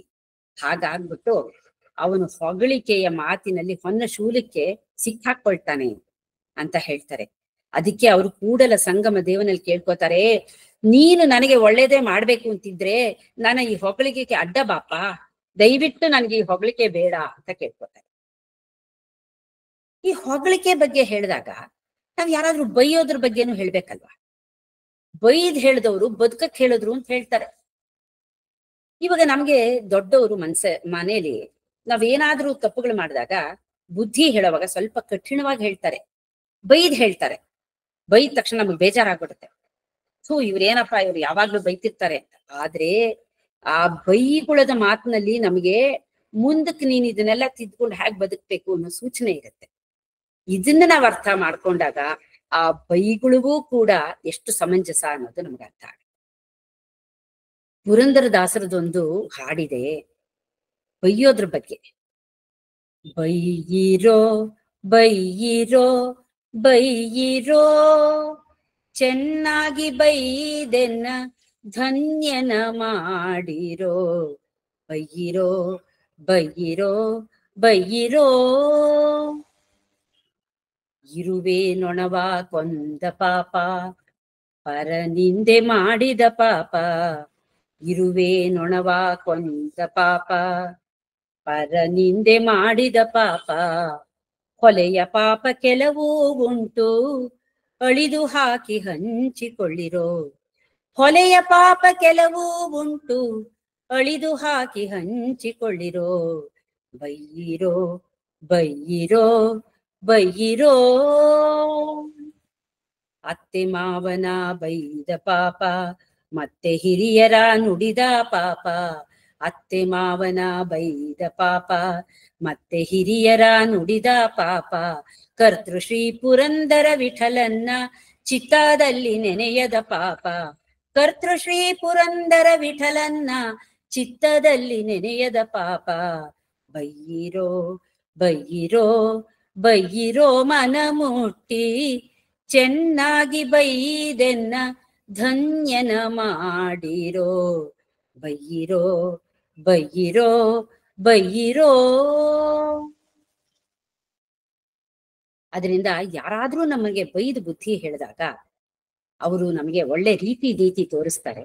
ಆಮೇಲೆ ಬೈಯೋದ್ರಿಂದ ನಮ್ಮ ಪಾಪನೂ ಕ್ಷಯಿಸುತ್ತೆ ಅಂತ ಹೇಳ್ತಾರೆ. ಅವರೆಲ್ಲ ನಮ್ಮ ಪಾಪಗಳನ್ನ ಹಂಚ್ಕೊಳ್ತಾರೆ ಅಂತ ಹೇಳ್ತಾರೆ. ಹಾಗಾಗಿ ಬೈಯೋದು ಕೂಡ ಒಂದು ಒಳ್ಳೆಯದೇ. ನಾವು ಅದನ್ನು ಕೂಡ ತಗೊಳ್ಬೇಕು, ಒಳ್ಳೆ ರೀತಿಯಲ್ಲಿ ಅರ್ಥ ಮಾಡ್ಕೋಬೇಕು ಅಂತ ಪುರಂದರದಾಸರು ಹೇಳ್ತಾರೆ. ಈಗ ಈ ವೇದಗಳನ್ನ ಶ್ರುತಿ ಅಂತಾರೆ. ಈ ವೇದಗಳಿಗೆ ಅಪೌರುಷೇಯ ಅಂತಾರೆ. ಅಂದ್ರೆ ಯಾರಿಂದಾನು ರಚಿಸಲ್ಪಡದಂತಹ ವೇದ. ಇದು ಭಗವಂತನಿಂದ ನೇರವಾಗಿ ಋಷಿಗಳಿಗೆ ಬಂದಂಥ ಜ್ಞಾನ. ಇದಕ್ಕೆ ಶ್ರುತಿ ಅಂತ ಯಾಕಂತಾರೆ ಅಂದ್ರೆ ಅದು ಒಬ್ಬರ ಬಾಯಿಂದ ಇನ್ನೊಬ್ಬರಿಗೆ ಬರೀ ಕೇಳುವಿಕೆಯಿಂದ ಬರುವಂಥ ಜ್ಞಾನ. ಆದ್ರಿಂದ ಶ್ರುತಿ ಅಂತ. ಈ ಋಷಿಗಳು ಇದನ್ನ ವೇದಗಳನ್ನ ತಮ್ಮ ಶಿಷ್ಯರಿಗೆ, ಅದರ ನಂತರ ಆಚಾರ್ಯರಿಗೆ ಹೀಗೆ ಹೇಳಿ ಹೇಳಿ ಹೇಳಿ ಅದು ಮುಂದಿನ ಪರಂಪರೆಗೆ ತಲುಪ್ತು. ಹೀಗೆ ಒಬ್ಬ ಗುರುವಿನ ಮಾತುಗಳಿಂದ ಶಿಷ್ಯನಿಗೆ ತಲುಪುವಂತಹ ವೇದ ಅದು ಶ್ರುತಿ. ಈ ಶ್ರುತಿ ನಾವು ತಿಳ್ಕೋಬೇಕು ಎಂದು ಅಲ್ಲಿ ಮಾತಿನ ಅವಶ್ಯಕತೆ ಇದೆ. ಗುರುವಿನ ಮಾತುಗಳಲ್ಲಿ ಶ್ರದ್ಧೆ ಇಟ್ಟು ಶಿಷ್ಯನಿಗೆ ತಾನು ಯಾರು ಅಂತ ತಿಳ್ಕೊಳ್ಳುವಂಥ ಜ್ಞಾನ ಈ ವೇದಗಳಿಂದ ಬರುತ್ತೆ. ಈಗ ಗುರುಗಳು ಹೇಳ್ತಾರೆ ತತ್ವಂ ಅಸಿ ಅಂತ ಹೇಳ್ತಾರೆ. ಇದು ಉಪದೇಶ ವಾಕ್ಯ. ಹೀಗಂದ್ರೆ ನೀನು ಅದೇ ಆಗಿದೀಯಾ, ಅದೇ ಅಂದ್ರೆ ನೀನು ಭಗವಂತನೇ ಆಗಿದೀಯಾ ಅಂತ. ಆಗ ಶಿಷ್ಯ ಅದು ಹೇಗ್ ಸಾಧ್ಯ ಅಂತ ಕೇಳ್ತಾನೆ. ಆಗ ನಿನ್ನ ದೇಹ ಮನ ಬುದ್ಧಿಗಳು ಬದಲಾಗ್ತಾ ಇದೆ, ಆದರೆ ಅದನ್ನ ತಿಳಿತಾ ಇರೋ ನೀನು ಬದಲಾಗ್ತಾ ಇಲ್ಲ. ಆದ್ದರಿಂದ ಎಲ್ಲವನ್ನೂ ತಿಳಿತಾ ಇರೋ ಆ ನೀನು ಮತ್ತೆ ಆ ಭಗವಂತ ಎರಡೂ ಒಂದೇ, ಎರಡರ ಸ್ವರೂಪನೂ ಒಂದೇ. ಆದ್ದರಿಂದ ನೀನು ಅದೇ ಆಗಿದೀಯಾ ಅಂತ ಗುರುಗಳು ವಿವರಿಸ್ತಾರೆ. ಆಗ ಅವನಿಗೆ ಸ್ವಲ್ಪ ಅರ್ಥ ಆಗುತ್ತೆ. ಆಮೇಲೆ ಗುರುಗಳೇನ್ ಮಾಡ್ತಾರೆ, ಶಿಷ್ಯನಿಗೆ ಒಂದು ಉಪದೇಶ ವಾಕ್ಯ, ಅಭ್ಯಾಸ ವಾಕ್ಯವನ್ನ ಹೇಳ್ತಾರೆ. ಅಯಮಾತ್ಮ ಬ್ರಹ್ಮ, ಈ ಆತ್ಮ ಬ್ರಹ್ಮ ಅಂತ ಹೇಳ್ತಾರೆ. ಈ ಆತ್ಮ ಬ್ರಹ್ಮ ಅನ್ನೋದನ್ನ ಶಿಷ್ಯ ಕೂತ್ಕೊಂಡು ವಿಶ್ಲೇಷಣೆ ಮಾಡ್ತಾನೆ. ಹೇಗೆ ಅಂತ ಅದನ್ನ ವಿಶ್ಲೇಷಣೆ ಮಾಡ್ತಾ ಮಾಡ್ತಾ ಮನನ ಮಾಡ್ತಾ ಮಾಡ್ತಾ ಗುರುವಿನ ವಾಕ್ಯವನ್ನ ಅವನಿಗೆ ಅದನ್ನ ನಿಧಿಧ್ಯಾಸ ಮಾಡ್ತಾನೆ. ಹೀಗೆ ಮಾಡ್ತಾ ಮಾಡ್ತಾ ಮಾಡ್ತಾ ಅವನಿಗೆ ತನ್ನಲ್ಲಿ ಇರುವ ಬೇರೆ ನಾನುಗಳು, ಬೇಕಾದಷ್ಟು ನಾನುಗಳು ತುಂಬ ಹೋಗಿರುತ್ತೆ. ನಾನು ಮಗಳು, ನಾನು ತಾಯಿ, ನಾನು ಅತ್ತೆ, ನಾನು ಆಫೀಸರು, ಹೀಗೆ ಬೇಕಾದಷ್ಟು ನಾನುಗಳಿರುತ್ತೆ. ಆ ನಾನುಗಳೆಲ್ಲ ಹೋಗಿ ನಾನು ಹೆಂಗಸು, ಈ ನಾನುಗಳೆಲ್ಲ ಹೋಗಿ ಅಲ್ಲಿ ನಾನು ಬ್ರಹ್ಮ ಸ್ವರೂಪಿ ಅನ್ನೋದು ನಿಂತ್ಕೋಬೇಕು. ಇದಕ್ಕೆ ಅವನು ಅಭ್ಯಾಸ ಮಾಡಬೇಕು, ಸಾಧನೆ ಮಾಡಬೇಕು, ನಿಧಿಧ್ಯಾಸ ಮಾಡಬೇಕು. ಈ ಶ್ರವಣ ಮನನ ನಿಧಿಧ್ಯಾಸ ಇದನ್ನ ಮಾಡ್ತಾ ಮಾಡ್ತಾ ಮಾಡ್ತಾ ಅವನಿಗೆ ತಾನು ಬ್ರಹ್ಮಸ್ವರೂಪಿ ಅನ್ನೋ ಜ್ಞಾನ ದೃಢವಾಗ್ಬಿಡುತ್ತೆ. ಆಗ ಅವನು ಹೇಳ್ತಾನೆ ಅಹಂ ಬ್ರಹ್ಮಾಸ್ಮಿ ಅಂತ. ಇದು ಅನುಭವ ವಾಕ್ಯ. ಈ ಅಹಂ ಬ್ರಹ್ಮಾಸ್ಮಿ ಅಂತ ಅನ್ಸಿದ ತಕ್ಷಣ ಅವನಿಗೆ ಸರ್ವಂ ಕಲ್ವಿದಂ ಬ್ರಹ್ಮ ಅನ್ನೋ ಜ್ಞಾನನೂ ಬರುತ್ತೆ. ಯಾಕೆ? ನಾನು ಬ್ರಹ್ಮಸ್ವರೂಪಿ ಎಂದ ಮೇಲೆ ಜಗತ್ತಲ್ಲಿರೋ ಸರ್ವವೂ ಅವನಿಗೆ ಬ್ರಹ್ಮಸ್ವರೂಪವಾಗಿಯೇ ಕಾಣಿಸುತ್ತೆ. ಆಗ ಅವನು ಸರ್ವಂ ಕಲ್ವಿದಂ ಬ್ರಹ್ಮ ಅಹಂ ಬ್ರಹ್ಮಾಸ್ಮಿ ಅನ್ನೋ ಜ್ಞಾನದಲ್ಲಿ ಅವನು ಶಾಂತನಾಗ್ತಾನೆ ಮತ್ತು ಮುಕ್ತನಾಗ್ತಾನೆ. ತಾನು ಈ ದೇಹ ಮನಸ್ಸು ಬುದ್ಧಿಗಳಲ್ಲ ಅಂತ ತಿಳಿಯೋದ್ರಿಂದ ಅವನು ಮುಂದಕ್ಕೆ ಈ ಸಂಸಾರ ತಾಪತ್ರಯದಿಂದ ಮುಕ್ತಗೊಳ್ತಾನೆ. ಈಗ ದಕ್ಷಿಣಾಮೂರ್ತಿಗಳು ಪರಬ್ರಹ್ಮ ತತ್ವವನ್ನ ಹೇಳ್ತಿದ್ದ ರೀತಿಗೆ ಮೌನ ವ್ಯಾಖ್ಯಾನ ಪ್ರಕಟಿತ ಪರಬ್ರಹ್ಮ ತತ್ವಂ ಅಂತ ಹೇಳ್ತಾರೆ. ಪರಬ್ರಹ್ಮ ಶಬ್ದಕ್ಕೂ ನಿಶಬ್ದಕ್ಕೂ ಮೀರಿದವ. ಈ ಪರಬ್ರಹ್ಮ ತತ್ವವನ್ನ ಶಿಷ್ಯರಿಗೆ ಗುರುಗಳು ಮಾತುಗಳ ಮೂಲಕ ವಿವರಿಸ್ತಾರೆ. ಆದ್ರಿಂದ ಮೌನ ವ್ಯಾಖ್ಯಾನ ಪ್ರಕಟಿತ ಅಂದರೆ ಯಾವುದನ್ನ ಮಾತಿನ ಮೂಲಕ ಹೇಳಕ್ಕೆ ಸಾಧ್ಯ ಆಗೋದಿಲ್ವೋ ಅದು ಮೌನ. ಗುರುಗಳು ಮರಿ ಮೌನವಾಗಿ ಕೂತ್ಕೊಂಡ್ಬಿಟ್ರೆ ಶಿಷ್ಯನಿಗೆ ಹೇಗೆ ಅರ್ಥ ಆಗತ್ತೆ? ಆದ್ದರಿಂದ ಅವರು ಮೌನ ಅಂದ್ರೆ ಬ್ರಹ್ಮನನ್ನ ಮಾತಿನ ಮೂಲಕ ಹೇಗೆ ವಿವರಿಸ್ತಾರೆ? ಗುರುಗಳು ಪರಿಮಿತ ಶಬ್ದಗಳ ಮೂಲಕ ಸೂಚ್ಯವಾಗಿ ಹೇಳ್ತಾರೆ. ಪರಬ್ರಹ್ಮನನ್ನ ಯಾವುದೇ ಶಬ್ದಗಳಿಂದ ಇದು ಹೀಗೆ ಅದು ಹಾಗೆ ಅಂತ ಹೇಳಕ್ಕಾಗಲ್ಲ. ಆಗ ಗುರುಗಳು ಏನ್ ಮಾಡ್ತಾರೆ? ಪರೋಕ್ಷವಾಗಿ ಪರಬ್ರಹ್ಮನನ್ನ ಶಬ್ದಗಳ ಮೂಲಕ ವಿವರಿಸ್ತಾರೆ. ಅಂದ್ರೆ ಯಾವುದು ಪರಬ್ರಹ್ಮ ಅಲ್ಲ ಅಂತ ಹೇಳ್ತಾ ಹೋಗ್ತಾರೆ. ಇದು ಪರಬ್ರಹ್ಮ ಅಲ್ಲ, ಇದು ಅಲ್ಲ, ಇದು ಅಲ್ಲ ಅಂತ ಹೇಳ್ತಾ ಹೇಳ್ತಾ ಹೇಳ್ತಾ ಇದಕ್ಕೆ ನೇತಿ ಪ್ರಕ್ರಿಯೆ ಅಂತ ಹೇಳ್ತಾರೆ. ಯಾವುದು ಪರಬ್ರಹ್ಮ ಅಲ್ಲ ಅಂತ ಹೇಳ್ತಾ ಹೇಳ್ತಾ ಹೋದಾಗ ಶಿಷ್ಯನಿಗೆ ಪರಬ್ರಹ್ಮನ ಬಗ್ಗೆ ಅರಿವಾಗುತ್ತೆ. ಅಂದ್ರೆ ಪರೋಕ್ಷವಾಗಿ ಪರಬ್ರಹ್ಮನನ್ನ ಶಬ್ದಗಳ ಮೂಲಕ ವಿವರಿಸ್ತಾರೆ. ಈ ರೀತಿ ವಿವರಿಸೋದಕ್ಕೆ ಶಬ್ದಗಳನ್ನ ಮೀರಿದ ಬ್ರಹ್ಮನನ್ನ ಪ್ರಕಟಿತವಾಗಿ ಶಬ್ದಗಳ ಮೂಲಕ ವ್ಯಾಖ್ಯಾನ ಮಾಡಿದ್ರು ಅಂತ ಇಲ್ಲಿ ನಮಗೆ ಮಾತಿನ ಮಹತ್ವ ಪ್ರಾಮುಖ್ಯತೆ ಗೊತ್ತಾಗುತ್ತೆ. ಭಗವದ್ಗೀತೆ 4ನೇ ಅಧ್ಯಾಯದಲ್ಲಿ 34ನೇ ಶ್ಲೋಕದಲ್ಲಿ ಶ್ರೀಕೃಷ್ಣ ಹೇಳಿದಾನೆ, ತದ್ವಿದ್ಧಿ ಪ್ರಣಿಪಾತೇನ ಪರಿಪ್ರಶ್ನೇನ ಸೇವೆಯ ಉಪದೇಕ್ಷಂತಿ ತೇ ಜ್ಞಾನಂ ಜ್ಞಾನಿನ ತತ್ವದರ್ಶಿನಃ ಅಂತ. ಅಂದ್ರೆ ಒಬ್ಬ ಶಿಷ್ಯನಾದವನು ಗುರುಗಳ ಪದತಲದಲ್ಲಿ ಕೂತ್ಕೊಂಡು ಅವರ ಪಾದ ಸೇವೆ ಮಾಡ್ತಾ ಅವರಿಗೆ ಶರಣಾಗಿ ಗುರುಗಳಿಂದ ಆತ್ಮಜ್ಞಾನದ ವಿಷಯವನ್ನ ಕೇಳ್ತಾ ಅದನ್ನ ತಾನು ಮನನ ಮಾಡಿಕೊಂಡು ಅವನು ಆತ್ಮಜ್ಞಾನವನ್ನ ಪಡ್ಕೋಬೇಕು, ಆತ್ಮಜ್ಞಾನಿಯಾಗಬೇಕು ಅಂತ. ಆಗ ಗುರುಗಳು ಅವನಿಗೆ ಆತ್ಮಜ್ಞಾನವನ್ನ ಬೋಧಿಸ್ತಾರೆ ಅಂತ ಇದರ ಅರ್ಥ. ಅಂದ್ರೆ ಇಲ್ಲಿ ನಮಗೆ ಆತ್ಮಜ್ಞಾನವನ್ನ ಬೋಧಿಸೋ ಕೂಡ ನಮಗೆ ಮಾತಿನ ಅವಶ್ಯಕತೆ ಖಂಡಿತ ಇದೆ. ಇನ್ನು ಉಪನಿಷತ್ತುಗಳನ್ನ ತಗೊಂಡ್ರೆ ಕಠೋಪನಿಷತ್ತಿನಲ್ಲಿ ಯಮ ಮತ್ತು ನಚಿಕೇತರ ನಡುವೆ ನಡೆದ ಸಂಭಾಷಣೆಯ ಮೂಲಕ ಯಮ ಆತ್ಮಜ್ಞಾನದ ವಿವರಣೆಯನ್ನ ಕೊಡ್ತಾನೆ. ಇನ್ನು ಬೇರೆ ಉಪನಿಷತ್ತುಗಳಲ್ಲೂ ಕೂಡ ಸಿದ್ಧಾಂತಿ ಮತ್ತೆ ಪೂರ್ವ ಪಕ್ಷಿ ಅಂತ ಇರ್ತಾರೆ. ಅವರ ಸಂಭಾಷಣೆಗಳ ಮೂಲಕ ಪ್ರಶ್ನೋತ್ತರಗಳ ಮೂಲಕ ಆತ್ಮಜ್ಞಾನದ ವಿಚಾರವನ್ನ ಹೇಳ್ತಾರೆ. ಹಾಗಾಗಿ ಇಲ್ಲಿ ಸಂಭಾಷಣೆಗಳ ಮೂಲಕನೇ ಆತ್ಮಜ್ಞಾನದ ವಿಚಾರವನ್ನ ತಿಳ್ಕೊಳ್ಳಕ್ಕೆ ಸಾಧ್ಯ ಆಗೋದು. ಆದ್ದರಿಂದ ನಾವು ಮಾತಿನ ಮೌಲ್ಯತೆಯನ್ನ ಅರಿತುಕೊಳ್ಳಬೇಕು. ಈಗ ಭಗವದ್ಗೀತೆಯಲ್ಲೂ ಕೂಡ ಅಧ್ಯಾಯದ ಕೊನೆಯಲ್ಲಿ ಓಂ ತತ್ಸದಿತಿ ಶ್ರೀಮದ್ ಭಗವದ್ಗೀತಾಸು ಉಪನಿಷತ್ಸು ಬ್ರಹ್ಮವಿದ್ಯಾಯಾಂ ಯೋಗಶಾಸ್ತ್ರೇ ಶ್ರೀಕೃಷ್ಣಾರ್ಜುನ ಸಂವಾದೆ ಅಂತ ಹೇಳಿ ಇಷ್ಟನೇ ಅಧ್ಯಾಯ ಇಂಥ ಅಧ್ಯಾಯ ಅಂತ ಹೇಳ್ತಾರೆ. ಉದಾಹರಣೆಗೆ ಭಕ್ತಿ ಯೋಗೋ ನಾಮ ಪಂಚದಶೋಧ್ಯಾಯ ಅಂತ ಹೇಳ್ತಾರೆ. ಅಂದ್ರೆ ಇಲ್ಲಿ ಅರ್ಜುನ ಮತ್ತೆ ಕೃಷ್ಣ ಇವರ ಮಧ್ಯೆ ನಡೆದ ಸಂವಾದದ ಮೂಲಕ ಜಗದ್ಗುರುವಾದ ಶ್ರೀಕೃಷ್ಣ ಇಡೀ ಜಗತ್ತಿಗೆ ಆತ್ಮವಿದ್ಯೆ ಬ್ರಹ್ಮವಿದ್ಯೆಯನ್ನ ಮತ್ತೆ ಯೋಗಶಾಸ್ತ್ರವನ್ನ ಹೇಳಿದಾನೆ. ಬ್ರಹ್ಮವಿದ್ಯೆ ಅಂದ್ರೆ ಅದು ಆಧ್ಯಾತ್ಮ ವಿಜ್ಞಾನ. ಆಧ್ಯಾತ್ಮ ವಿಜ್ಞಾನ ಅಂದ್ರೆ ಏನು? ನಾನು ಯಾರು? ಈ ಪ್ರಪಂಚ ಏನು? ಭಗವಂತ ಯಾರು, ಪ್ರಪಂಚಕ್ಕೂ ನನಗೂ ಭಗವಂತನಿಗೂ ಏನ್ ಸಂಬಂಧ ಅಂತ ತಿಳ್ಕೊಳ್ಳೋದು ಆಧ್ಯಾತ್ಮ ವಿಜ್ಞಾನ. ಆತ್ಮವಿದ್ಯೆ ಅಂದ್ರೆ ನಾನು ಯಾರು ಅಂತ ತಿಳ್ಕೊಳ್ಳೋದು.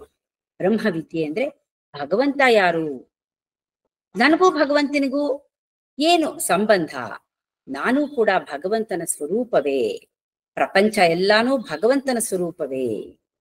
ಅಹಂ ಬ್ರಹ್ಮಾಸ್ಮಿ ಸರ್ವಂ ಖಲ್ವಿದಂ ಬ್ರಹ್ಮ ಅನ್ನೋ ಜ್ಞಾನನೇ ಆಧ್ಯಾತ್ಮ ವಿಜ್ಞಾನ. ಇದನ್ನ ಹೇಳಿದ್ಮೇಲೆ ಕೃಷ್ಣ ಏನ್ ಮಾಡ್ತಾನೆ, ಯೋಗ ಶಾಸ್ತ್ರ ಅಂದ್ರೆ ತಂತ್ರಜ್ಞಾನ, ಈ ವಿಜ್ಞಾನವನ್ನ ನಮ್ಮ ಜೀವನದಲ್ಲಿ ಹೇಗೆ ಅಳವಡಿಸ್ಕೋಬೇಕು ಅನ್ನೋ ತಂತ್ರಜ್ಞಾನವನ್ನ ಹೇಳ್ತಾನೆ. ಯಾಕೆ, ಪ್ರಾಕ್ಟಿಕಲ್ ಆಗಿ ನಾವು ಅಪ್ಲೈ ಮಾಡ್ಕೋಬೇಕಲ್ಲ. ಆದ್ರಿಂದ ಈ ಆಧ್ಯಾತ್ಮ ವಿಜ್ಞಾನ ಮತ್ತೆ ತಂತ್ರಜ್ಞಾನ ನಮಗೆ ಯಾತಕ್ ಬೇಕು ಅಂತ ನಮಗೊಂದು ಪ್ರಶ್ನೆ ಬರುತ್ತೆ. ಆಗ ನಮ್ಮ ಗುರುಜಿ ಒಂದು ಉದಾಹರಣೆ ಕೊಟ್ಟಿದ್ದಾರೆ. ಈ ಮನುಷ್ಯನ ತಲೆಯಲ್ಲಿ ಒಂದು ಭೂತ ಕೂತಿರುತ್ತೆ. Idle mind is devil's workshop ಅಂತಾರೆ. ಆ ಭೂತಕ್ಕೆ ಸರಿಯಾದ ಮಾರ್ಗದರ್ಶನ ಕೊಡದೆ ಹೋದ್ರೆ ಅದು ಹುಚ್ಚುಚ್ಚಾಗಿ ಅಲ್ಲಿ ಇಲ್ಲಿ ಇಲ್ಲಿ ಅಲ್ಲಿ ಓಡಾಡಿ ಏನೇನೋ ಕೆಲಸಗಳನ್ನ ಮಾಡುತ್ತೆ, ಮಾಡಬಾರದ ಕೆಲಸಗಳನ್ನೆಲ್ಲ ಮಾಡುತ್ತೆ. ಅದು ಒಳ್ಳೆ ಅಲ್ಲಾವುದ್ದೀನ್ ಅದ್ಭುತ ದೀಪದಲ್ಲಿ ಒಂದು ಭೂತ ಬರುತ್ತಲ್ಲ, ಆ ತರಹ ಅವಾಗವಾಗ ಅದಕ್ಕೆ ಏನಾದ್ರೂ ಕೆಲಸ ಕೊಡ್ತಿರ್ಬೇಕು. ಅದಕ್ಕೆ ಸರಿಯಾದ ಕೆಲಸ ಕೊಡ್ಬೇಕಲ್ವಾ, ಇಲ್ದೆ ಹೋದ್ರೆ ಅದೇನೇನೋ ಮಾಡ್ಬಿಡುತ್ತೆ. ಅದಕ್ಕೆ ಈ ಆಧ್ಯಾತ್ಮ ವಿಜ್ಞಾನ ಮತ್ತೆ ತಂತ್ರಶಾಸ್ತ್ರ ಎರಡನ್ನೂ ಕೂಡ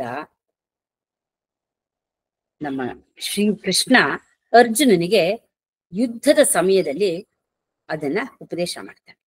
ಯಾಕೆ ಯುದ್ಧದ ಸಮಯದಲ್ಲಿ ಉಪದೇಶ ಮಾಡ್ದ ಅಂದ್ರೆ, ಆಗ ಅರ್ಜುನನಿಗೆ ಏನೂ ತೋಚ್ತಾ ಇಲ್ಲ. ಇವ್ರ ಜೊತೆ ನಾನು ಹೇಗೆ ಯುದ್ಧ ಮಾಡ್ಲಿ, ಅಲ್ಲಿ ಇರೋರೆಲ್ಲ ನನಗಿಂತ ಹಿರಿಯರು, ನನ್ನ ಆತ್ಮೀಯರು, ನನ್ನ ಗುರುಗಳು, ಇವ್ರ ಹತ್ರ ನಾನು ಯುದ್ಧ ಮಾಡಿ ಅವ್ರನ್ನೆಲ್ಲ ಸಾಯಿಸ್ಬಿಟ್ಟು ಗೆದ್ರೆ ಆ ರಾಜ್ಯ ತಗೊಂಡು ನಾನು ಏನ್ ಮಾಡ್ಲಿ ಅಂತ ಅವನಿಗೆ ಆಗ ಬಹಳ ಮನಸ್ಸು ಕ್ಷೋಭೆ ಆಗ್ಬಿಡುತ್ತೆ. ಅವನಿಗದು ಯಾವುದು ಬೇಡ, ನಾನು ಸನ್ಯಾಸ ತಗೊಂಡ್ಬಿಡ್ತೀನಿ ಅಂತ ಹೊಟ್ಟೋಗ್ತೀನಿ ಅಂತ ನಿರ್ಧಾರ ಮಾಡ್ತಾನೆ. ಆಗ ಕೃಷ್ಣ ಹೇಳ್ತಾನೆ, ಈಗ ಇಲ್ಲಿ ಒಂದು ಧರ್ಮ ಯುದ್ಧ ಇದು, ಈ ಧರ್ಮ ಯುದ್ಧದಲ್ಲಿ ನೀನು ಯುದ್ಧ ಮಾಡ್ಲೇಬೇಕು. ಆಮೇಲೆ ಇಲ್ಲಿ ಇರೋರೆಲ್ಲ ಆತ್ಮಸ್ವರೂಪಿಗಳು, ಇವ್ರು ಯಾರಿಗೂ ಸಾವಿಲ್ಲ. ಆದ್ದರಿಂದ ನೀನು ಯಾರನ್ನೂ ಸಾಯಿಸ್ತಾ ಇಲ್ಲ. ಈಗ ಆಗಿರೋ ಅಧರ್ಮವನ್ನ ನೀನು ನಾಶ ಮಾಡ್ತಾ ಇದ್ದೆ. ಅಧರ್ಮವನ್ನ ನಾಶ ಮಾಡ್ಬೇಕು, ಧರ್ಮವನ್ನ ಸಂಸ್ಥಾಪನೆ ಮಾಡ್ಬೇಕು.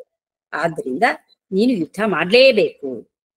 ಆಮೇಲೆ ನೀನು ಕ್ಷತ್ರಿಯ, ನಿನ್ನ ಕ್ಷತ್ರಿಯ ಧರ್ಮವನ್ನ ನೀನು ಪಾಲಿಸ್ಲೇಬೇಕು ಅಂತ ಕೃಷ್ಣ ಅವನಿಗೆ 18 ಅಧ್ಯಾಯಗಳನ್ನ ಒಳಗೊಂಡ ಭಗವದ್ಗೀತೆಯನ್ನ ಅವನಿಗೆ ತನ್ನ ಸಂಭಾಷಣೆಯ ಮೂಲಕ, ಸಂವಾದದ ಮೂಲಕ, ಅಂದ್ರೆ ಕೃಷ್ಣ ಹೇಳ್ತಾನೆ, ಅರ್ಜುನ ಪ್ರಶ್ನೆಗಳನ್ನ ಕೇಳ್ತಾನೆ, ಅರ್ಜುನಿಗೆ ಬಂದಿದ್ದ ಎಲ್ಲ ಸಂಶಯಗಳನ್ನ ನಿವಾರಣೆ ಮಾಡಿ ಅಲ್ಲಿ ಕೃಷ್ಣ ಭಗವದ್ಗೀತೆಯಲ್ಲಿ ಹೇಗೆ ನಡ್ಕೋಬೇಕು, ಪ್ರಪಂಚದಲ್ಲಿ ಹೇಗೆ ಬಾಳ್ಬೇಕು, ಮನುಷ್ಯನಾಗಿ ಅವನು ನಡ್ಕೊಳ್ಳೋ ರೀತಿ ಹೇಗಿರ್ಬೇಕು ಎಲ್ಲಾನು ಹೇಳ್ತಾನೆ. ಇಲ್ಲಿ ಸರಿಯಾದ ಮಾರ್ಗದರ್ಶನ ಕೊಡದೆ ಹೋದ್ರೆ ನಮ್ಮ ತಲೆಯಲ್ಲಿರೋ ಆ ಭೂತ ಹೇಗೋ ಕೆಲಸ ಮಾಡುತ್ತಲ್ಲ, ಅದಕ್ಕೆ ಅಲ್ಲಿ clarity of mind and purity of heart ಇರಬೇಕು ಅಂತ ನಮ್ ಗುರುಜಿ ಹೇಳ್ತಾರೆ. ಅಂದ್ರೆ ಕ್ಲಾರಿಟಿ ಇರ್ಬೇಕು, ನಮ್ಗೆ ಏನ್ ಮಾಡ್ತಾ ಇದ್ದೀನಿ, ನಾನು ಯಾತಕ್ ಮಾಡ್ತಾ ಇದ್ದೀನಿ ಅನ್ನೋ ಜ್ಞಾನ ನಮ್ಗೆ ನಿಚ್ಚಳವಾಗಿರ್ಬೇಕು. ಮತ್ತೆ ನಮ್ಮ ಹೃದಯದಲ್ಲಿ ಪ್ಯೂರಿಟಿ ಆಫ್ ಹಾರ್ಟ್ ಅಂದ್ರೆ ಒಳ್ಳೆಯತನ, ಎಲ್ಲರ ಬಗ್ಗೆ ಪ್ರೀತಿ, ವಿಶ್ವಾಸ, ಪ್ರೇಮ ಅದೆಲ್ಲ ತುಂಬಿರ್ಬೇಕು. ಆಗ ನಾವು ಯಾವತ್ತೂ ತಪ್ಪು ಮಾಡೋಕ್ ಸಾಧ್ಯ ಇಲ್ಲ. ಏನೇನು ತಪ್ಪುಗಳು ನಡೆದಿದೆಯೋ ಅದನ್ನ ತಿದ್ದೋಕ್ ಸಾಧ್ಯ ಆಗುತ್ತೆ. ಆದ್ರಿಂದ ಕೃಷ್ಣ ಅರ್ಜುನನಿಗೆ ಯುದ್ಧ ಭೂಮಿನಲ್ಲಿ ಈ ಭಗವದ್ಗೀತೆಯನ್ನ ಸಂವಾದದ ಮೂಲಕ ಉಪದೇಶ ಮಾಡ್ತಾರೆ. ಅರ್ಜುನ ಅಂದ್ರೆ ನಮ್ಮ ನಿಮ್ಮೆಲ್ಲರ ರೆಪ್ರೆಸೆಂಟೇಟಿವ್. ಈ ಭಗವದ್ಗೀತೆ ಇಂದಿಗೂ ಕೂಡ, ಇವತ್ತಿಗೂ ಕೂಡ ಎಲ್ಲ ಕಡೆಯೂ ಪ್ರಸ್ತುತ ಆಗುತ್ತೆ. ಅವನು ಹೇಳಿರೋ ಪ್ರತಿಯೊಂದು ಮಾತುಗಳು ನಮಗೆ ಈಗಲೂ ಕೂಡ ದಾರಿದೀಪ ಆಗಿದೆ. ಅದರಿಂದ ಈ ತರಹದ ನುಡಿಗಳನ್ನ, ಮಾತುಗಳನ್ನ ಕೇಳಿದಾಗ ಮನುಷ್ಯ ಒಳ್ಳೆಯ ನೇರವಾದ ದಾರಿಯಲ್ಲಿ ನಡೆಯಕ್ ಸಾಧ್ಯ ಆಗುತ್ತೆ. ಒಂದ್ ವೇಳೆ ದಾರಿಯಲ್ಲಿ ಕಲ್ಲು ಮುಳ್ಳು ಬಂದ್ರೂ ಕೂಡ ಅದನ್ನ ಪಕ್ಕಕ್ಕೆ ಸರಿಸ್ಬಿಟ್ಟು ದಾರಿ ಸರಿಯಾಗಿ ಮಾಡ್ಕೊಂಡು ನಡೆಯೋಕ್ಕೂ ಸುತ್ತ ಅವನಿಗೆ ಸಾಧ್ಯ ಆಗತ್ತೆ. ಪ್ರಪಂಚದಲ್ಲಿರೋ ಎಲ್ಲ ಪ್ರಾಣಿ ಪಕ್ಷಿಗಳು ಮನುಷ್ಯರು ಎಲ್ಲರೂ ಸುಖವಾಗಿ ಬಾಳೋ ಹಾಗೆ ತಾನು ಹೇಗ್ ನಡ್ಕೋಬೇಕು ಅನ್ನೋದನ್ನ ಅವನು ತಿಳ್ಕೋತಾನೆ. ಇದನ್ನೇ ಕೃಷ್ಣ ಅರ್ಜುನನಿಗೆ ತನ್ನ ಮಾತುಗಳಲ್ಲಿ ವಿವರಿಸಿದ ಭಗವದ್ಗೀತೆ. ಇಡೀ ಮಾನವ ಕುಲ ಹೇಗೆ ಈ ಪ್ರಪಂಚದಲ್ಲಿ ಬದುಕಿ ಬಾಳಿ ಹೇಗೆ ಮೋಕ್ಷವನ್ನ ಪಡೆಯಬೇಕು ಅಂತ ವಿವರಿಸಿರೋದು ಕೂಡ ಮಾತಿನ ಮೂಲಕ.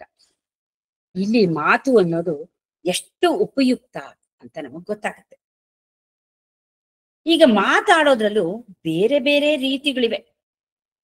ಎಷ್ಟು ತರಹ ಅಂದ್ರೆ, ಒಂದು ಅವಾಗ್ಲೇ ಹೇಳ್ದಂಗೆ ಚಾಡಿ ಮಾತು, ಗಾಳಿ ಮಾತು, ಕೊಂಕು ಮಾತು, ಚುಚ್ಚು ಮಾತು, ಮಾತಿನ ಬಾಣ ಅಂತೆಲ್ಲ ಹೇಳ್ತಾರೆ.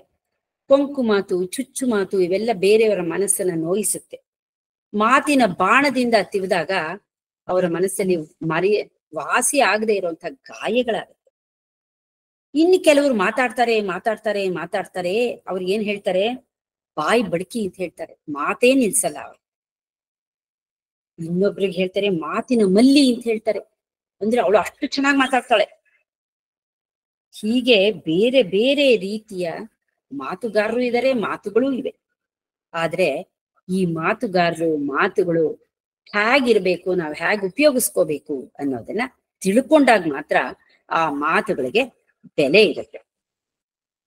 ಈಗ ನಮ್ಮ ನಾಲಿಗೆಯನ್ನ, ಎಲುಬಿಲ್ಲದ ನಾಲಿಗೆಯನ್ನ ಮಾತಿಗೆ ಉಪಯೋಗಿಸ್ತೀವಿ ಅಂತ ಹೇಳಿದ್ನಲ್ಲ, ಅದಕ್ಕೆ ಒಂದು ಜಿಹ್ವೆ ಪ್ರಮಾಣಂ ಜಾನೀಹಿ ಭೋಜನೆ ಭಾಷಣೆ ತಥಾ ಅತೀವ ಉಕ್ತಿ ಅತೀವ ಭುಕ್ತಿ ಸತ್ಯ ಪ್ರಾಣಾಪಹಾರಿಣಿ ಅಂತ ಹೇಳ್ತಾರೆ. ಅಂದ್ರೆ ಜಿಹ್ವೆ ಅಂದ್ರೆ ನಾಲಿಗೆನ ನಾವು ಎರಡಕ್ಕೂ ಉಪಯೋಗಿಸ್ತೀವಿ. ಅವಾಗ್ಲೇ ಹೇಳಿದ್ವಲ್ಲ, ಊಟ ಬಲ್ಲವನಿಗೆ ರೋಗವಿಲ್ಲ, ಮಾತು ಬಲ್ಲವನಿಗೆ ಜಗಳವಿಲ್ಲ ಅಂತ. ಅಂದ್ರೆ ಭೋಜನಕ್ಕೂ ಉಪಯೋಗಿಸ್ತೀವಿ, ಭಾಷಣಕ್ಕೂ ಉಪಯೋಗಿಸ್ತೀವಿ. ಆದ್ರೆ ಅತೀವ ಉಕ್ತಿ ವಿಪರೀತ ಮಾತಾಡೋದು ಅಥವಾ ಅತೀವ ಭುಕ್ತಿ ವಿಪರೀತ ಊಟ ಮಾಡೋದು ಎರಡೂ ಕೂಡ ಪ್ರಾಣಹಾರಿಣಿ, ಪ್ರಾಣವನ್ನೇ ಕಳೆಯುತ್ತೆ ಅಂತ ಹೇಳ್ತಾರೆ. ಹಾಗಾಗಿ ನಾವು ಅತಿಯಾದ ಮಾತನ್ನ ಮಾತಾಡಬಾರದು. ಎಷ್ಟು ಬೇಕೋ ಅಷ್ಟೇ, ಯಾವ ಸಂದರ್ಭದಲ್ಲಿ ಎಷ್ಟು ಬೇಕೋ ಅಷ್ಟೇ ಮಾತನಾಡಿದ್ರೆ ಆ ಮಾತಿಗೆ ಒಂದು ಬೆಲೆ ಕೂಡ ಇರುತ್ತೆ. ಸುಮ್ನೆ ಹರಡ್ತಾ ಇದ್ರೆ ಯಾರು ಕೇಳಿಸ್ಕೊಳಕ್ಕೆ ಇಷ್ಟಾನೇ ಪಡಲ್ಲ.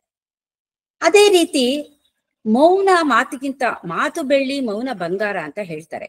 ಆದ್ರೆ ಮೌನ ಬಂಗಾರ ಇರಬಹುದು, ಆದ್ರೆ ಮೌನವನ್ನ ಯಾವಾಗ ಉಪಯೋಗಿಸ್ಕೋಬೇಕು ಅಂತಾನೂ ಗೊತ್ತಿರ್ಬೇಕು. ಮಾತು ಯಾರಾದ್ರೂ ನಮಗೆ ಏನಾದ್ರೂ ಹೇಳ್ತಾ ಇರೋವಾಗ ನಾವು ಅದ್ರ ಬಗ್ಗೆ ಪ್ರತಿಕ್ರಿಯಿಸದೆ ಸುಮ್ನೆ ಮೌನವಾಗಿದ್ದು ಬಿಟ್ರೆ ಅವರಿಗೆ ಮನಸ್ಸಿಗೆ ನೋವಾಗುತ್ತೆ. ನೀವು ಏನೇನೋ ಮಾತಾಡಿದ್ರು ನೋವಾಗುತ್ತೆ, ಸುಮ್ನೆ ಮೌನವಾಗಿದ್ರು ನೋವಾಗುತ್ತೆ.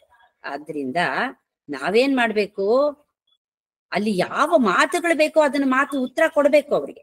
ಅದ್ರ ಬದಲು ನಾವು ಮೌನವಾಗಿದ್ಬಿಟ್ಟು ಅವರ ಮನಸ್ಸಿಗೆ ನೋವನ್ನ ಉಂಟು ಮಾಡಬಾರ್ದು. ಅದರಿಂದ ಮಾತು ಬೆಳ್ಳಿನೇ ಆದ್ರೂನು, ಮೌನ ಬಂಗಾರನೇ ಆದ್ರೂನು, ಬೆಳ್ಳಿಯ ಮಾತುಗಳನ್ನ ಎಲ್ಲೆಲ್ಲಿ ಉಪಯೋಗಿಸ್ಬೇಕು ಅಂತ ತಿಳ್ಕೋಬೇಕು. ಹೀಗೆ ಮಾತನ್ನ ಯಾವ ರೀತಿ ಉಪಯೋಗಿಸೋದ್ರಿಂದ ನಮಗೆ ಒಳ್ಳೇದಾಗತ್ತೆ ಅಂತ ನಾವು ಸಂದರ್ಭೋಚಿತವಾಗಿ ಮಾತಾಡಿದಾಗ, ಕಲಾತ್ಮಕವಾಗಿ ಸಂದರ್ಭೋಚಿತವಾಗಿ ಮಾತಾಡೋದ್ರಿಂದ ಅದನ್ನ ಆ ವಾತಾವರಣವನ್ನ ಚೆನ್ನಾಗಿ ಮಾಡೋದಕ್ಕೆ ಅವಕಾಶ ಆಗುತ್ತೆ.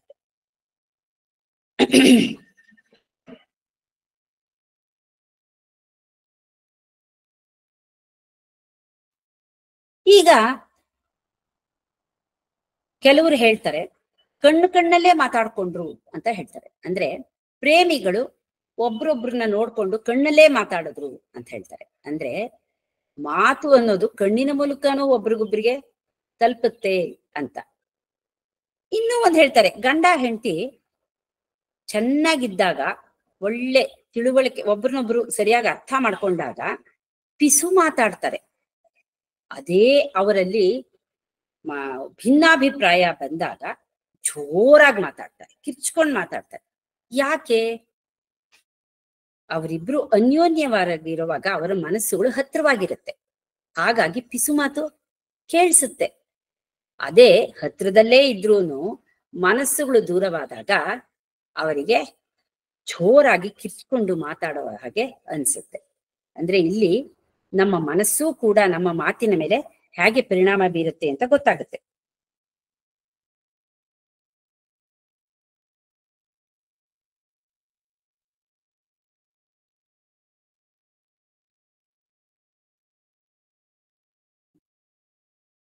ಇನ್ನೊಂದು, ಈಗ ಒಬ್ಬ ರಾಜ ಇರ್ತಾನೆ.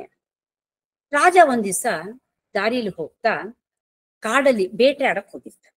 ಆ ಬೇಟೆ ಆಡೋಕ್ ಹೋದಾಗ ಅವನಿಗೆ ದಾರಿ ತಪ್ಪು ಹೋಗುತ್ತೆ.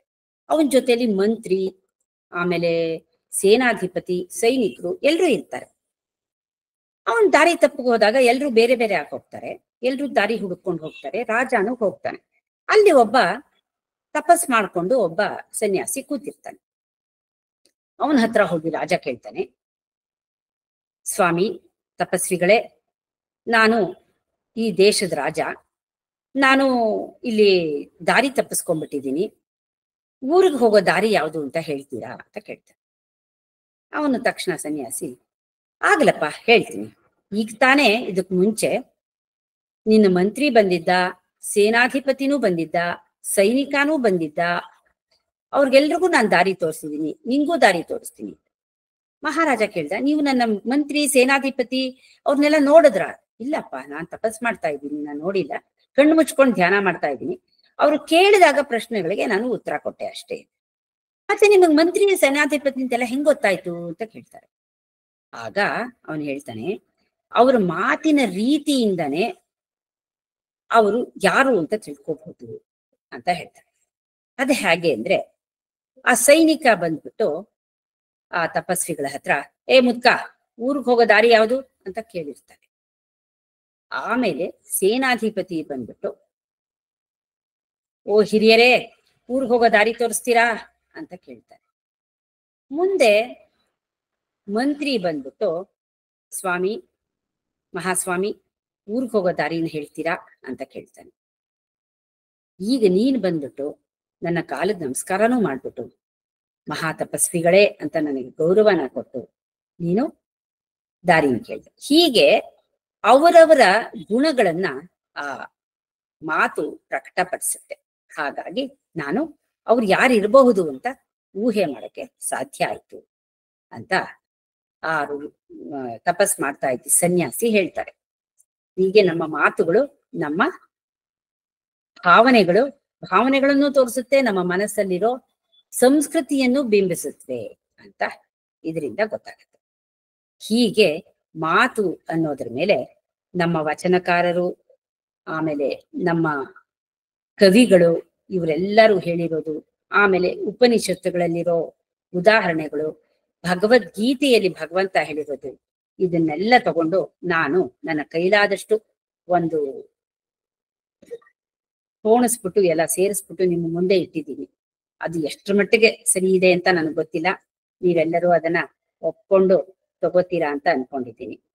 ಈಗ ನಮ್ಮ ಗುರುಗಳು, ನಮ್ಮ ವಾಣಿ ಮೇಡಮ್ ಅವಾಗ್ಲೇ ಹೇಳಿದ್ರು, ಜ್ಞಾನ ಜ್ಯೋತಿ ಅನ್ನೋ ವೇದಿಕೆಯಲ್ಲಿ ನಮಗೆಲ್ಲ ತರಬೇತಿ ಕೊಟ್ಟಿದ್ದಾರೆ ನಮ್ಮ ಗುರುಗಳು ಅಂತ.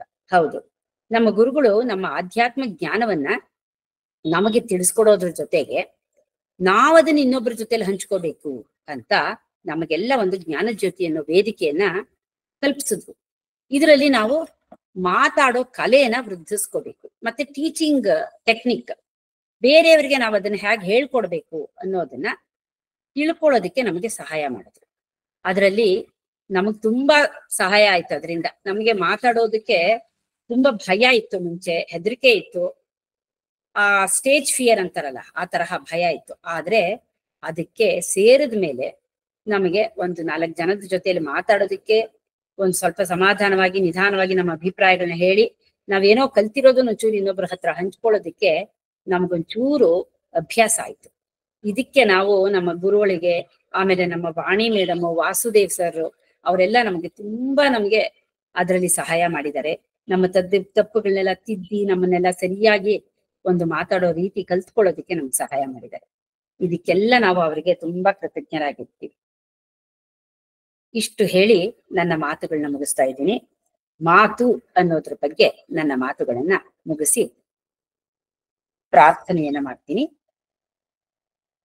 ಅಸತೋ ಮಾ ಸದ್ಗಮಯ तमसो मा ज्योतिर्गमय मृत्योर्मा अमृतंगमय ओम शांति शांति शांति